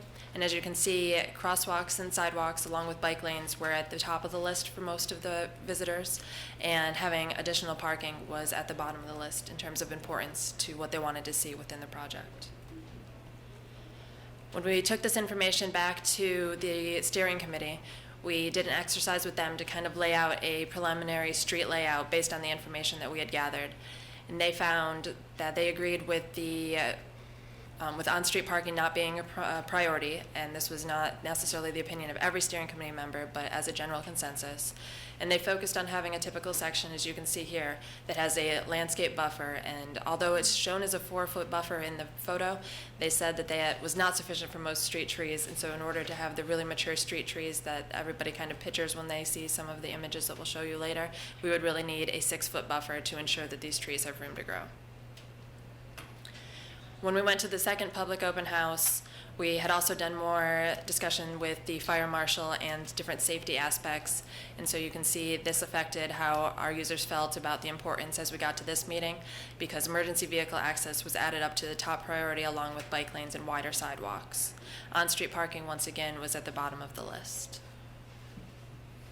And as we took this to the Planning Commission in December, the Planning Commission did vote to approve the project as we outlined it. And during the public hearing session of the presentation, there were several concerns raised, and a lot of them were the impact of the parking removal, outreach to neighborhoods, the importance of putting in the bicycle lanes, and environmental concerns and maintenance for the residents. And with that, the conceptual design that we've laid out is fairly similar to what we saw in the steering committee meeting. As you can see here, we have increased it to have the 6-foot landscape buffers for the street trees. And I would like to note that this section here is for the area from the city limits to Summit Street. And this is similar to a lot of the other ones, but I will point out that this section here has more slopes on either side, as you can see. And as we move through the corridor, the right-of-way isn't necessarily taken from one side or the other. It's kind of a blend that changes a little bit as we move through the segments, and we'll get further into that as we move into detailed design. Moving down the street from Summit Street to Lewis Street, you can see this is a very similar section to what was shown from the first part of it, with the variance of the slopes becoming a little bit flatter as they start tying into the residential section in the center of the corridor. And as we get into the more urban part where the businesses are down by the Jefferson Park Avenue intersection, you can see we eliminated the landscape buffers because there really isn't much right-of-way in that area without impacting either the gas station or the Dirty Nellies area. And so to limit the exposure to their right-of-way and having to take any of that, we agreed within the steering committee that it was probably best to remove those. And we also introduced a shared bike lane in this area for the same purpose.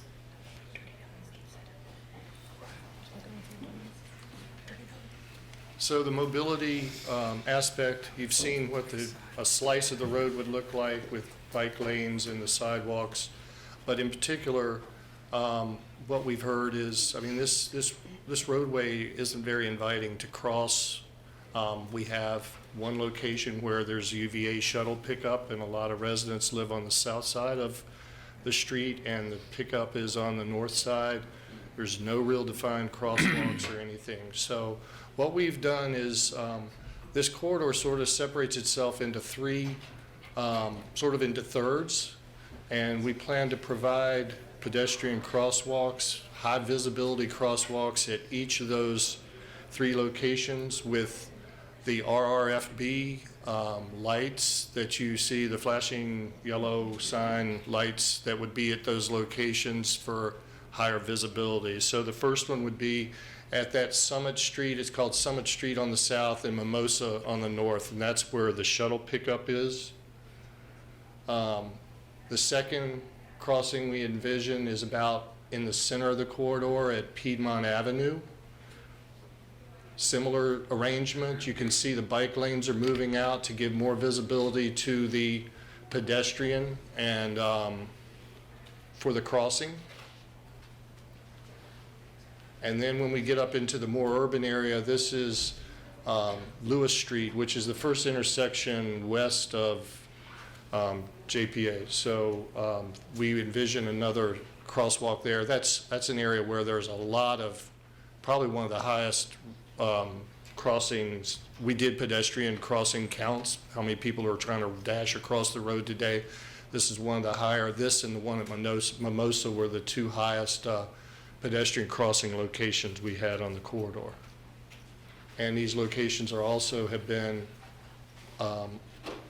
they've also had some accidents, pedestrian vehicle and at least one bicycle vehicle accident happened at 2 or 3 of these exact locations. So a little bit, we're not at the point yet where we've finalized this and selected trees and those kind of things, but to just vision what this would be, you can see on the left-hand photograph the dash you have to make today to get across. This is at Summit Street, near the firehouse. We're looking towards JPA, and that would be the first crosswalk you would encounter as you come into the city. With the pedestrian refuge, we're envisioning in the middle in case you didn't quite make it or you are sort of slow getting across the street. Lewis Street, this is looking west back towards the Fontaine Research Park. You can see the bike lane, the buffer strip, sidewalk, another protected crosswalk at that location.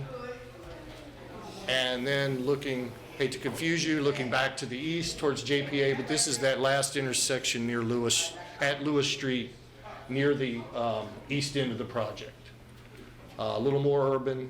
You can see the bike lane on the left is coming off of JPA. It's a shared use as it goes through that intersection, and we just don't have enough room without a lot of right-of-way damage to have a full bike lane westbound. So for one block, we go with we continue the shared bike lane that comes off of JPA, and then we get right back into a bike lane as soon as we get enough room to do so, just past Lewis Street. So that is the one nuance. Everywhere else, we do have a bike lane on the corridor. So I believe, thank you for indulging us, and we'll answer any questions you might have. I just had a question relative to the point that was raised previously around what disruptions being taken place of existing infrastructure, like sidewalks and trees and... Yes, we heard that point. The current bike paths are not continuous, and they're not as wide as your current plan would recommend having, and we'd like to have a buffer strip. So to do that, we sort of have to scooch the road out. And with that, there is some destruction of existing sidewalks, which if we did an ADA compliance on those sidewalks, they're moderately out of shape on that, with some bump ups and so forth. So there'd be a lot of repairs even if we left things in the shape they are, if we just wanted to bring it up to current standards. So with that little bit of, I guess, infrastructure that we'll be taking out, we're going to create a space that's in accordance with your bike and ped plan and your streets at work and those plans. How many properties are being impacted by eminent domain? We're not to the point where we can tell you. Eminent domain would be probably a last course of action. Usually someone means that's when you're filing a certificate and the owner doesn't want to deal with you. We, of course, will go through normal contract or real estate negotiations with every property that's impacted on the corridor in hopes to reach a mutual agreement on price and so forth. So how many properties right now? 41 properties are touched. I can't say all of those are full right-of-way. We might have some easements. Some of that is UVA property. The fire station, so not all of those are residents or businesses. Okay. So how many of those 41 are residents? Probably, can I guess, 90%? 90%. Not residents or privately Household. owned. Yeah, Okay. households would be less than that. We have probably 8 or 10 businesses along the corridor that, like Dirty Nelly's and across the street there, and then we have the restaurants that are sort of in the middle of the corridor, and then you go through up 2 blocks of houses, and then you get into the area that where UVA owns most of the land on at least one side of the road as you sort of approach the research park. So it sort of goes from business-oriented to residential to UVA and not so residential at the west end of the corridor.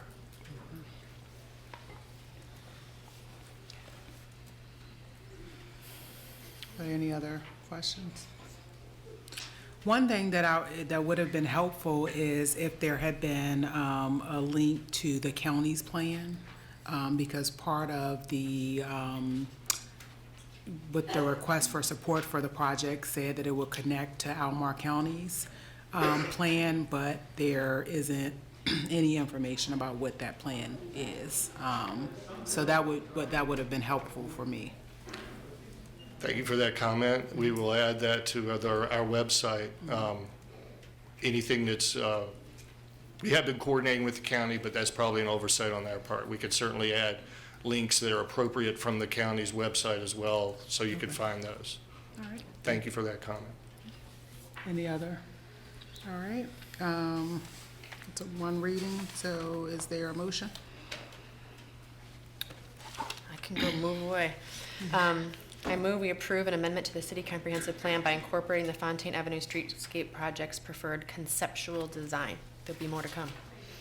Okay. Second? Is there a second? I second. All right. Any further discussion?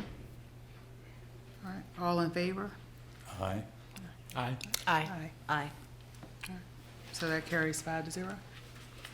All right. Thank you. Next, we have the special use permit for private outdoor recreational facilities and reduced setbacks at 900 to 1000 First Street, South First Street. Can I read both, or do we need? Yes, you Okay. could do both items 4 and 5 as they're connected. And we have the critical slope waiver request at 900 to 1000 South First Street, or First Street South. Is that- Correct. First Street South. Where's Carrie? Yeah. Ms. Rainey. Come on up. Good evening. Good evening, Carrie Rainey with Neighborhood Development Services. So do I understand you'd like me to talk about both items simultaneously? Okay. So Charlottesville Redevelopment and Housing Authority is requesting both a special use permit to allow private outdoor recreational facilities, including parks, playgrounds, and basketball courts, and a reduction to the minimum required yard setbacks to 5 feet, as well as a critical slope waiver request for their property at South First Street.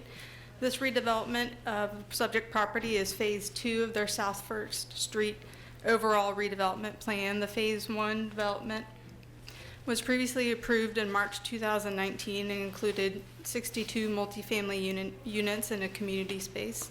The Phase 2 redevelopment plan proposes replacing the existing 58 multifamily residential units with 113 new units, a community center, and space for the CRHA offices, in addition to the private outdoor recreational facilities for which the special use permit is requested. Council held a joint public hearing with the Planning Commission at the December 10th, 2019 meeting regarding the special use permit, and the Planning Commission also considered the critical slope waiver request at that same meeting. Regarding the special use permit, the Planning Commission discussed at that meeting the previous work session, which was held on October 29th, regarding the special use permit, as well as the fact that the reduced setback did not preclude adequate space for streetscape trees, as well as the Commission's support for the residents' involvement in the design of the site. Community members which spoke during the Matters for the Public section of the public hearing expressed support for the project.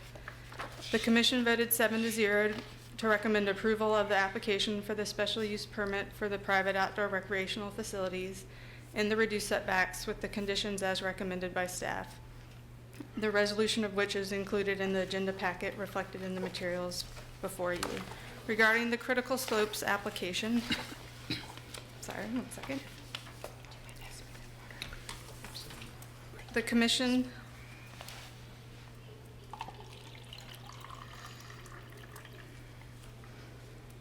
Commission discussed the following items: the conceptual level of detail which was provided in the application materials, and the necessity of providing conditions that would provide the engineering department flexibility to enforce appropriate measures to ensure protection of Pollock's Branch once detailed design is finalized. The city's role to review stormwater management plans, as the city acts as the Virginia Erosion and Sediment Control Program Authority and Virginia Stormwater Management Program Authority pursuant to the authority granted by the state. and one condition which was proposed by the engineering department, which would require specific construction phasing, in which the applicant stated the condition would create conflicts with necessary phasing, which would allow all residents to remain on site. And so if that condition had been applied by the Planning Commission or by council, there would create issues with phasing, allowing those folks to stay on site. The commission thus voted to recommend 5-0 with Mr. Mitchell abstaining to pass forward the staff conditions, removing that one condition that had created conflicts, and that those items are included here in the resolution before you without that one condition that created issues. And I'm happy to answer any questions, and the applicant team is here as well to answer any questions if needed. Okay. So are there any questions?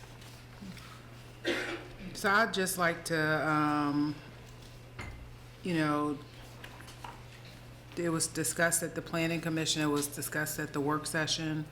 I've been in the rooms for some of these discussions, and the process that this is going through, the learning curve that everyone is going through, the community and professional engagement, and even you know, Bruce, when we were down in Hampton, you made the comment about your thoughts initially about whether this will work and how you feel now. So it's not perfect, but it is great, I think. And in terms of redevelopment of all the properties in CRHA, this is definitely setting a great standard, and I'm hoping it's something that we can continue, and I'm looking forward to, since I'll be on the board now, helping to make sure that process happens. So, and thank you all for all your hard work. Thank you.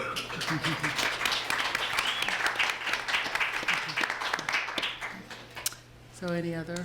No? All right, is there a motion?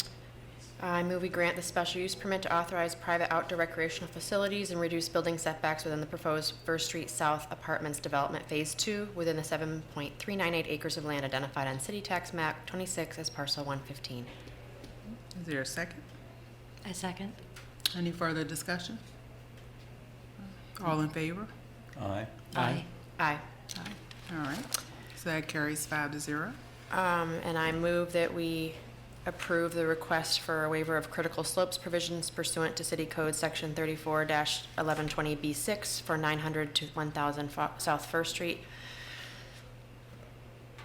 Is there a second? A second. Any further discussion? All right. All in favor? Aye. Aye. All right. Carries 5-0. Thank you.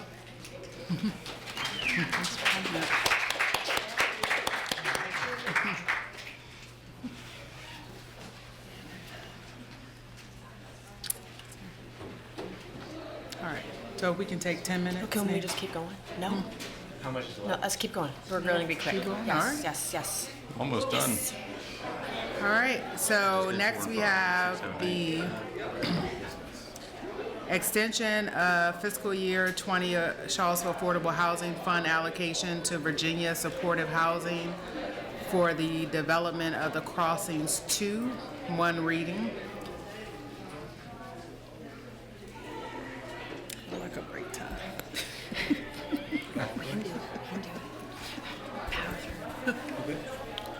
How you doing, Mr. Sales? Pretty good yourself. All right. Aye. Good evening, Madam Mayor, City Council. My name is John Sales. I'm the Housing Program Coordinator.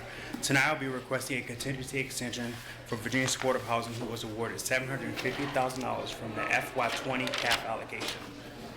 The City Council placed contingencies on the funding during the October 7, 2019 City Council meeting. One of the contingencies required Virginia Supportive Housing to receive an agreement with CRHA or other voucher administrating agencies to receive voucher support for occupants that will live at the Crossings too. Sorry, we're not going to shut the door.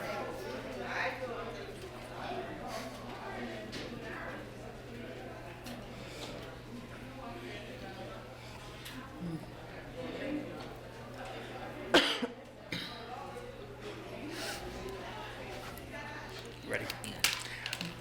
Should I start over? No. Okay.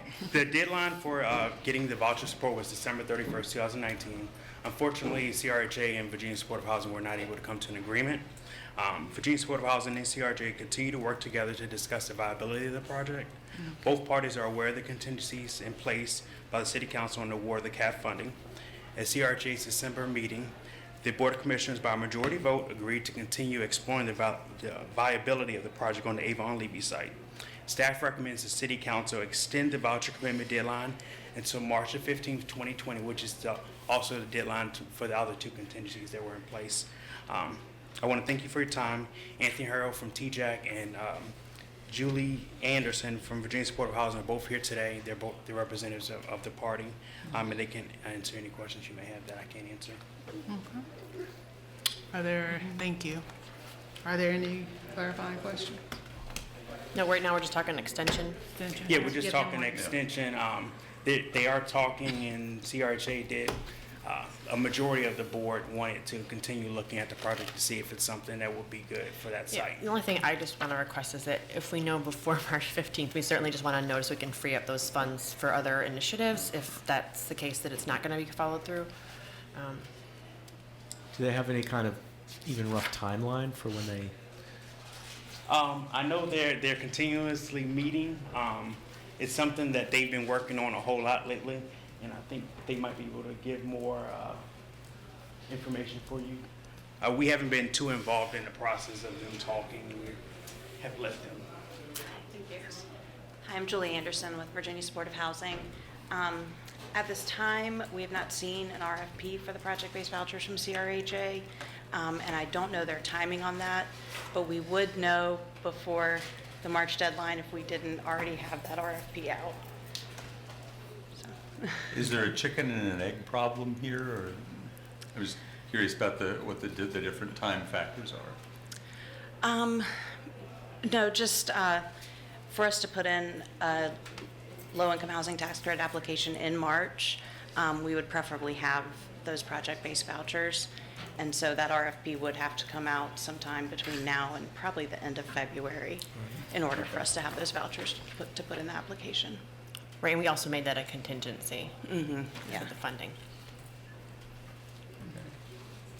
So presumably we would know before March 14th. Right, yeah. Okay, thank you. Yeah, thank you. Any further questions? Or is there a motion? I move for the extension of the fiscal year 20 Charlottesville Affordable Housing Fund allocation to Virginia Supportive Housing for the development of the Crossings 2. Second? Second. All right. Any further discussion? All right. All in favor? Aye. Aye.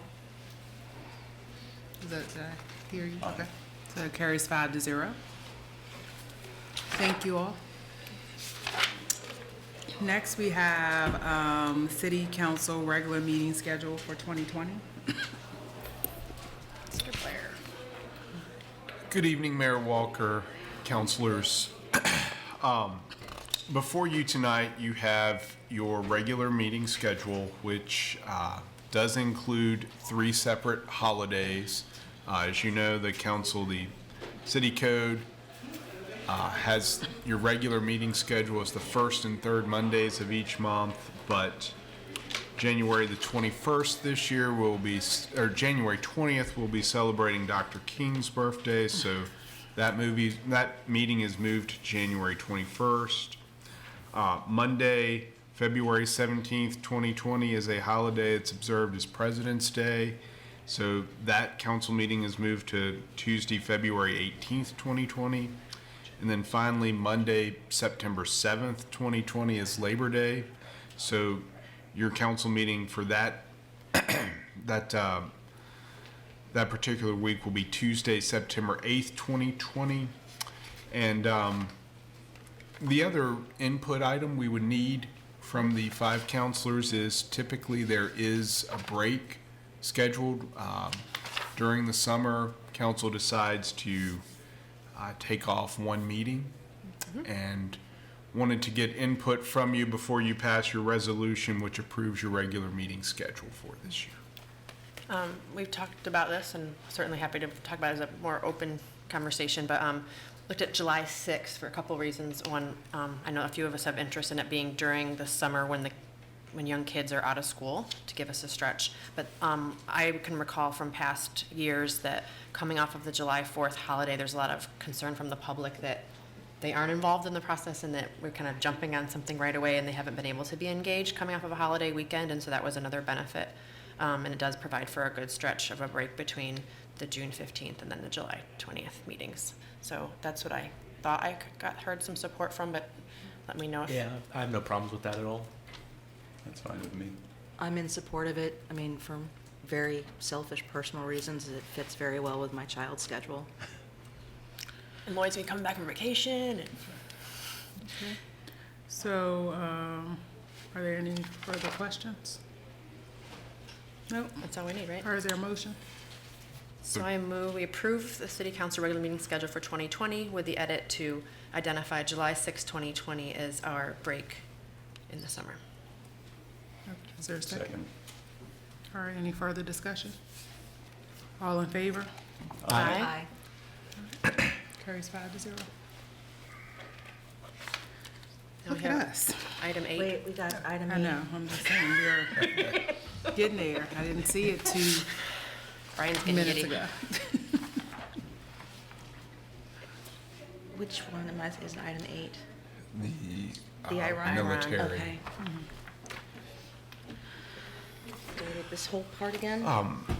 I'll just introduce it very briefly.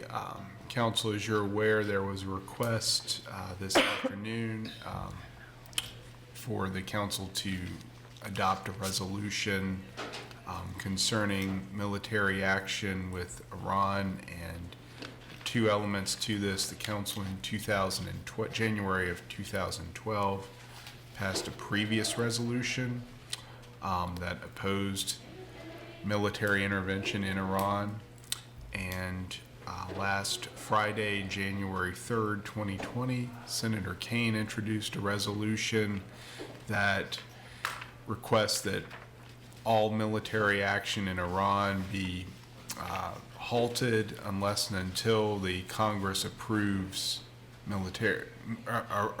authorization for military force. And so I know Councilor McGill has a resolution she'd like to read for the council's consideration. Thank you.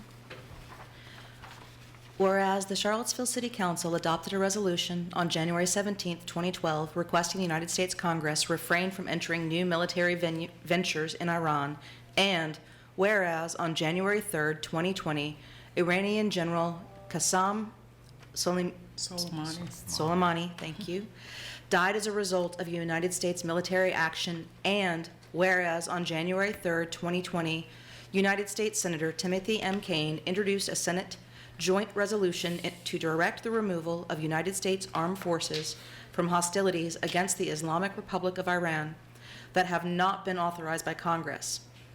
Now, therefore, be it resolved by the Council of the City of Charlottesville that it requests the United States Congress to refrain from entering new military ventures in Iran, to adopt the Senate joint resolution introduced by Senator Timothy M. Kaine. Are there any clarifying questions? No? All right, is there a motion? I move that we accept this resolution. Adopt the Adopt this resolution. Second. All right, any further discussion? Madam Mayor, I feel I need to say a couple things. One is I agree 100% it would sign on the resolution personally, but I have doubts about the wisdom of City Council entering into resolutions that direct other people to do things. I am all in favor of us making resolutions for us to do things. For example, I supported the resolution to divest from fossil fuels because it requires us, it tells us to do something. I have a great deal of difficulty with the notion that we should spend our time and our energy passing resolutions to direct other people to do things. And in part, one of my concerns is a matter of, where does it end? When do we decide what things are worthy of resolutions and what are not? I would prefer that we stick to Charlottesville's business and Charlottesville's business as it directs Charlottesville employees and agents and officers to do things, and limit our resolutions to that. So I will not vote against, I will simply abstain. And I actually share Mr. Snook's perspective on this and will also abstain. And, I hear those concerns, and I definitely don't want us to be weighing in on every single issue with resolutions. I don't think that's a useful use of our time or effective in any way. But I do think there's a meaningful impact beyond just symbolism to weigh in on extremely important issues. And I think of this issue particularly of war with Iran is we were really on the precipice of a moment that could define, this era of American history. I think we are on the precipice of something, if military escalation does not stop, which would be significantly worse than even the Iraq War. And so I do think it is important for us to make our voice heard on that, and it is a common organizing tactic for major issues to have local jurisdictions pass resolutions in support of a bill or an action in order to amplify and show opposition or support for an issue. And so for those reasons, I support the resolution, and I would note as well that in 2012, when that initial resolution was passed, it actually made very significant news within Iran and Iranian media, as well as making national news, and encouraged other localities to pass similar resolutions. So I hope, obviously, as a city council, we don't make decisions of war and peace, but I hope in our own small way we can weigh in against something that would be catastrophic. Any further? All right. So, all in favor? Aye. Aye. Aye. Abstain. Abstain. Any opposed? Okay. So 3 in favor and 2 abstentions. All right. Is there any other business? I do want to talk about this, I guess first of all, just the retreats we have planned in January, and then like this longer term strategic plan, because we are going to have to get something out if we're going to have someone help facilitate us through the strategic planning process. And I also wanted to get a sense from council if we wanted to have a facilitator just for the 24th. And I know that you and I think, have both been in touch with the same person, or I mentioned that person to you. And so I just want to get a sense for a scope of both of these initiatives so that we can work with our staff to start to get those things in motion. So just before we do that, can we do this resolution? Oh, there's one Is more? that- Yeah. Oh, sorry. This was the one about the statues? Oh, yeah. Sorry, forgot Oh, there was no, one more. that's okay. Yeah. One made it under business and one made it as a separate agenda item, so I got confused. Yeah. Sorry. Oh, no, thank you. We're all good. So, do I read this then? Or do you introduce it?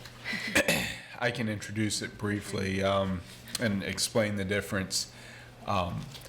It's come to the council's attention that Delegate Hudson and Senator Deeds are going to be patroning legislation that would provide authority for cities, counties, and towns in Virginia to remove Confederate statuary from their public parks. The council in October of 2019, when it adopted its legislative positions, advocated for such legislation. So I would view this almost as just, I know there's a resolution that Ms. McGill, Councilor McGill will be reading, but I'd almost view this as you've already adopted the legislative position. Now that you're hearing there's going to be specific legislation, this resolution is simply, asking the committees that will be considering your already adopted legislative position to adopt the legislation. Thank you. Resolution in support of legislation patroned by Delegate Hudson and Senator Deeds.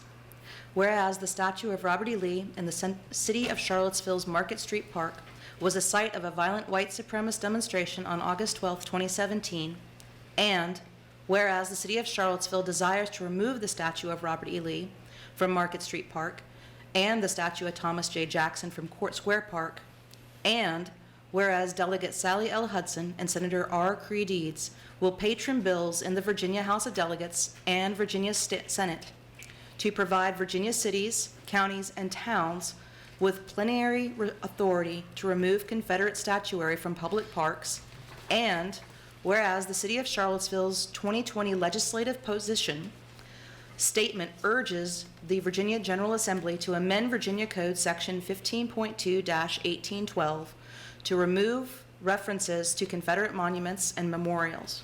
Now, therefore, be it resolved by the Council of the City of Charlottesville, Virginia, the legislation patroned by Delegate Hudson and Senator Deeds, and be it further resolved that a copy of this resolution shall be provided to Delegates Kay Corey, the Chair of the House of Delegates, Counties, Cities, and Towns Committee, and to Senator Linwood W. Lewis, Jr., the Chair of the Senate's Local Government Committee.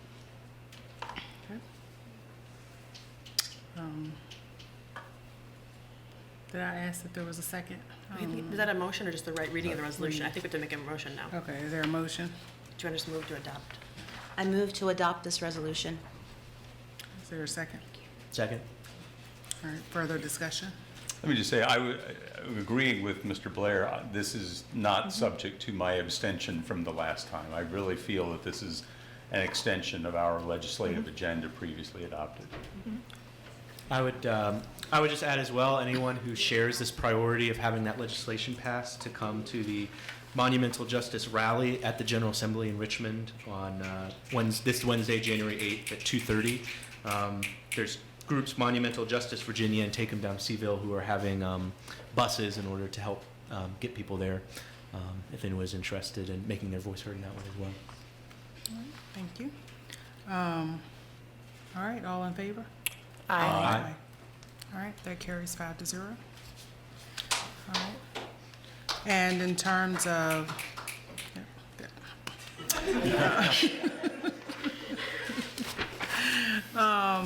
the meetings, so when we were reaching out to the facilitator, it was originally for the strategic plan, visioning, and Do you so think that scope would fall within what we need to be able to sole source that, or were you reaching out to someone specifically for that initiative? So we don't want to consider anyone for the 24th, I guess, as I'm trying to decipher between the two things. So it would be the February meeting. Okay. I'm assuming. And I think we definitely need a facilitator for that. For the strategic plan? Yes. Oh, yes, absolutely. Okay. Do we have to go through, the question is, do we need staff to help go through an RFP process for that scope? Because is it going to be more than one? I anticipate it would be more than one meeting. It's going to require that person or group to meet with each of us individually, with some of our staff, to start to lay the groundwork before we actually kind of convene and can have the most productive discussion.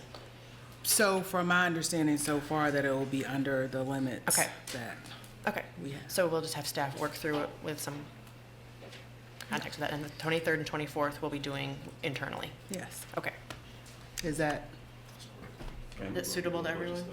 Yeah. 23rd and 24th? 23rd is a half day for budget, 24th is a It's full 1 day to 5 for, and then 9 to 5. and then we'll be reaching out, Nikyle, reaching out to get agenda items for the 24th, because that's pretty much open for us to kind of contribute thoughts Yes. on what we want to cover. Okay.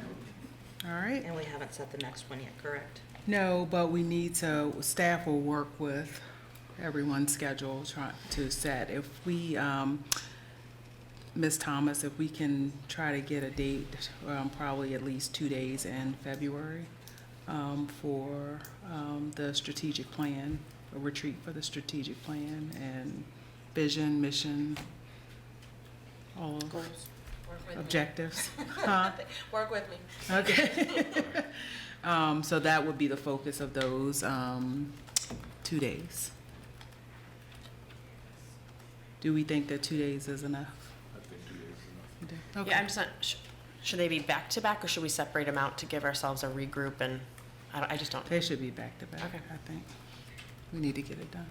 So we'll have staff reach out to some of our contacts. And us to set. No, right, but we have to make sure Yes. that our facilitator is available also. Yes. I can circle back with you with that contact. All right. Any other? Okay. No other business? All right, next we'll have our closing matters by the public. Is there anyone who would like to speak?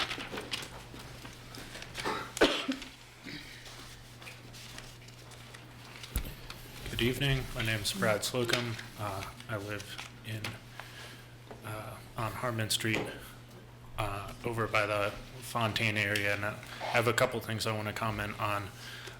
Also, welcome new counselors. I just want to reiterate the importance of the safe crossings that were mentioned, and also the importance of preserving a lot of the greenery. I think, unfortunately, I haven't been able to attend a lot of those planning discussions, but that is an area near where I live, and I frequently run and walk there, and it's very dangerous street crossings. But also the greenery that appears to be mostly on private land right now is often not maintained, and I know not everyone out there running and walking is my size, but in normal conditions, especially in the summer, you have to dodge off of the sidewalk that is there to not run into branches and trees. So I'd like to learn a lot more about that, but I'd like y'all to consider when planning to keep the green, keep as much green as we can, but also make sure that the areas are accessible. My other main point is on the Iran-related resolution.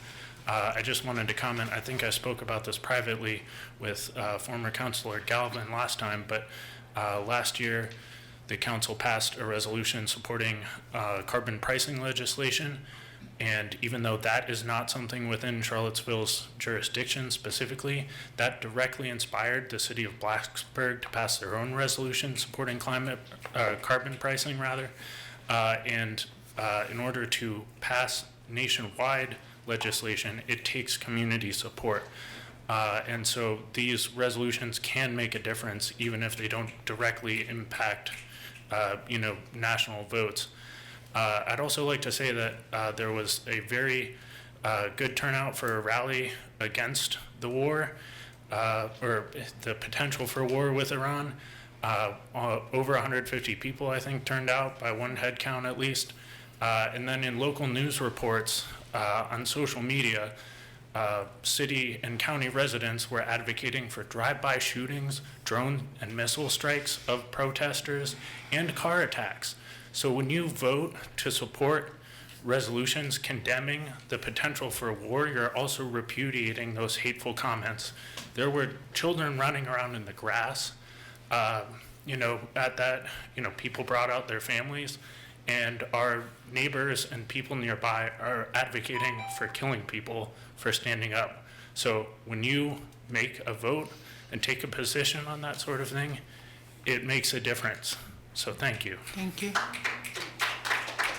Is there anyone else who would like to speak?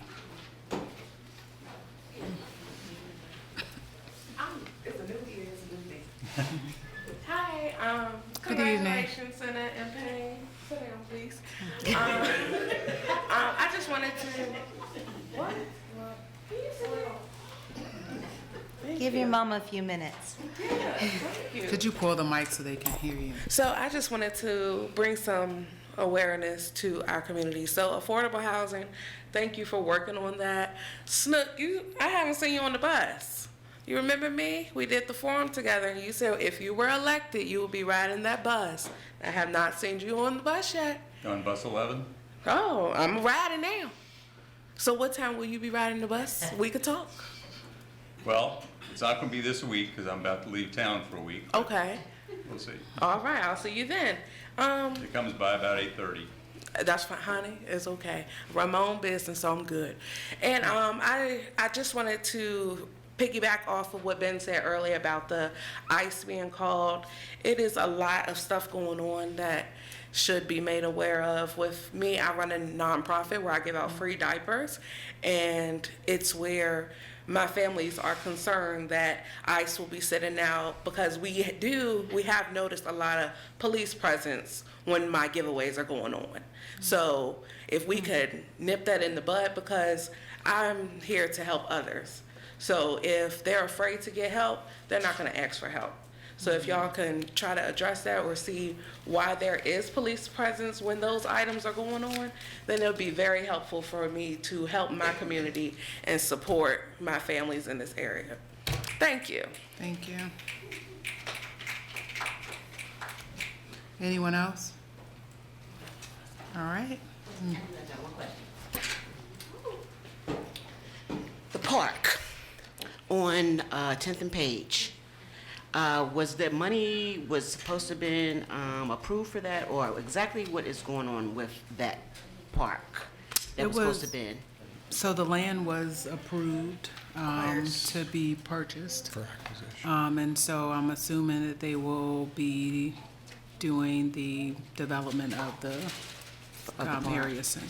All right, yeah, because I was wondering, because I knew, I had worked with them for help, helping the plans, and then I knew the money had went through, and it's been like a year or something, almost a year, so I was just wondering about our park. So we just voted on that a couple Recently. months. I was about to say November, Yeah. maybe, or October.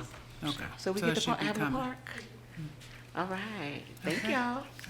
I don't know how much stuff is gonna be in this park, because it sounds Right. like more of a sitting area than Yeah. a lot of equipment, but yeah, it's coming. All right. Yeah. Is there anyone Eight. else who would like to speak?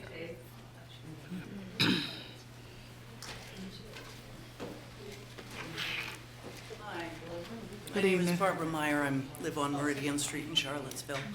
I wasn't able to see the beginning of the meeting tonight, but I did see some tweeting. And I must say, I'm pretty disappointed that the vote for mayor was not unanimous. When we talk about unity and civility, it should run in all fashions. And for a number of years, I've been riffing on and off about Dr. King's statement from the Birmingham House jail, where he was more in fear of the white moderate than he was of the Klansmen, because they wanted a negative peace rather than a positive justice. And I really want all of you to work for a positive justice. Thank you. Thank you. Is there anyone else who would like to speak? All right, meeting adjourned. Thank you.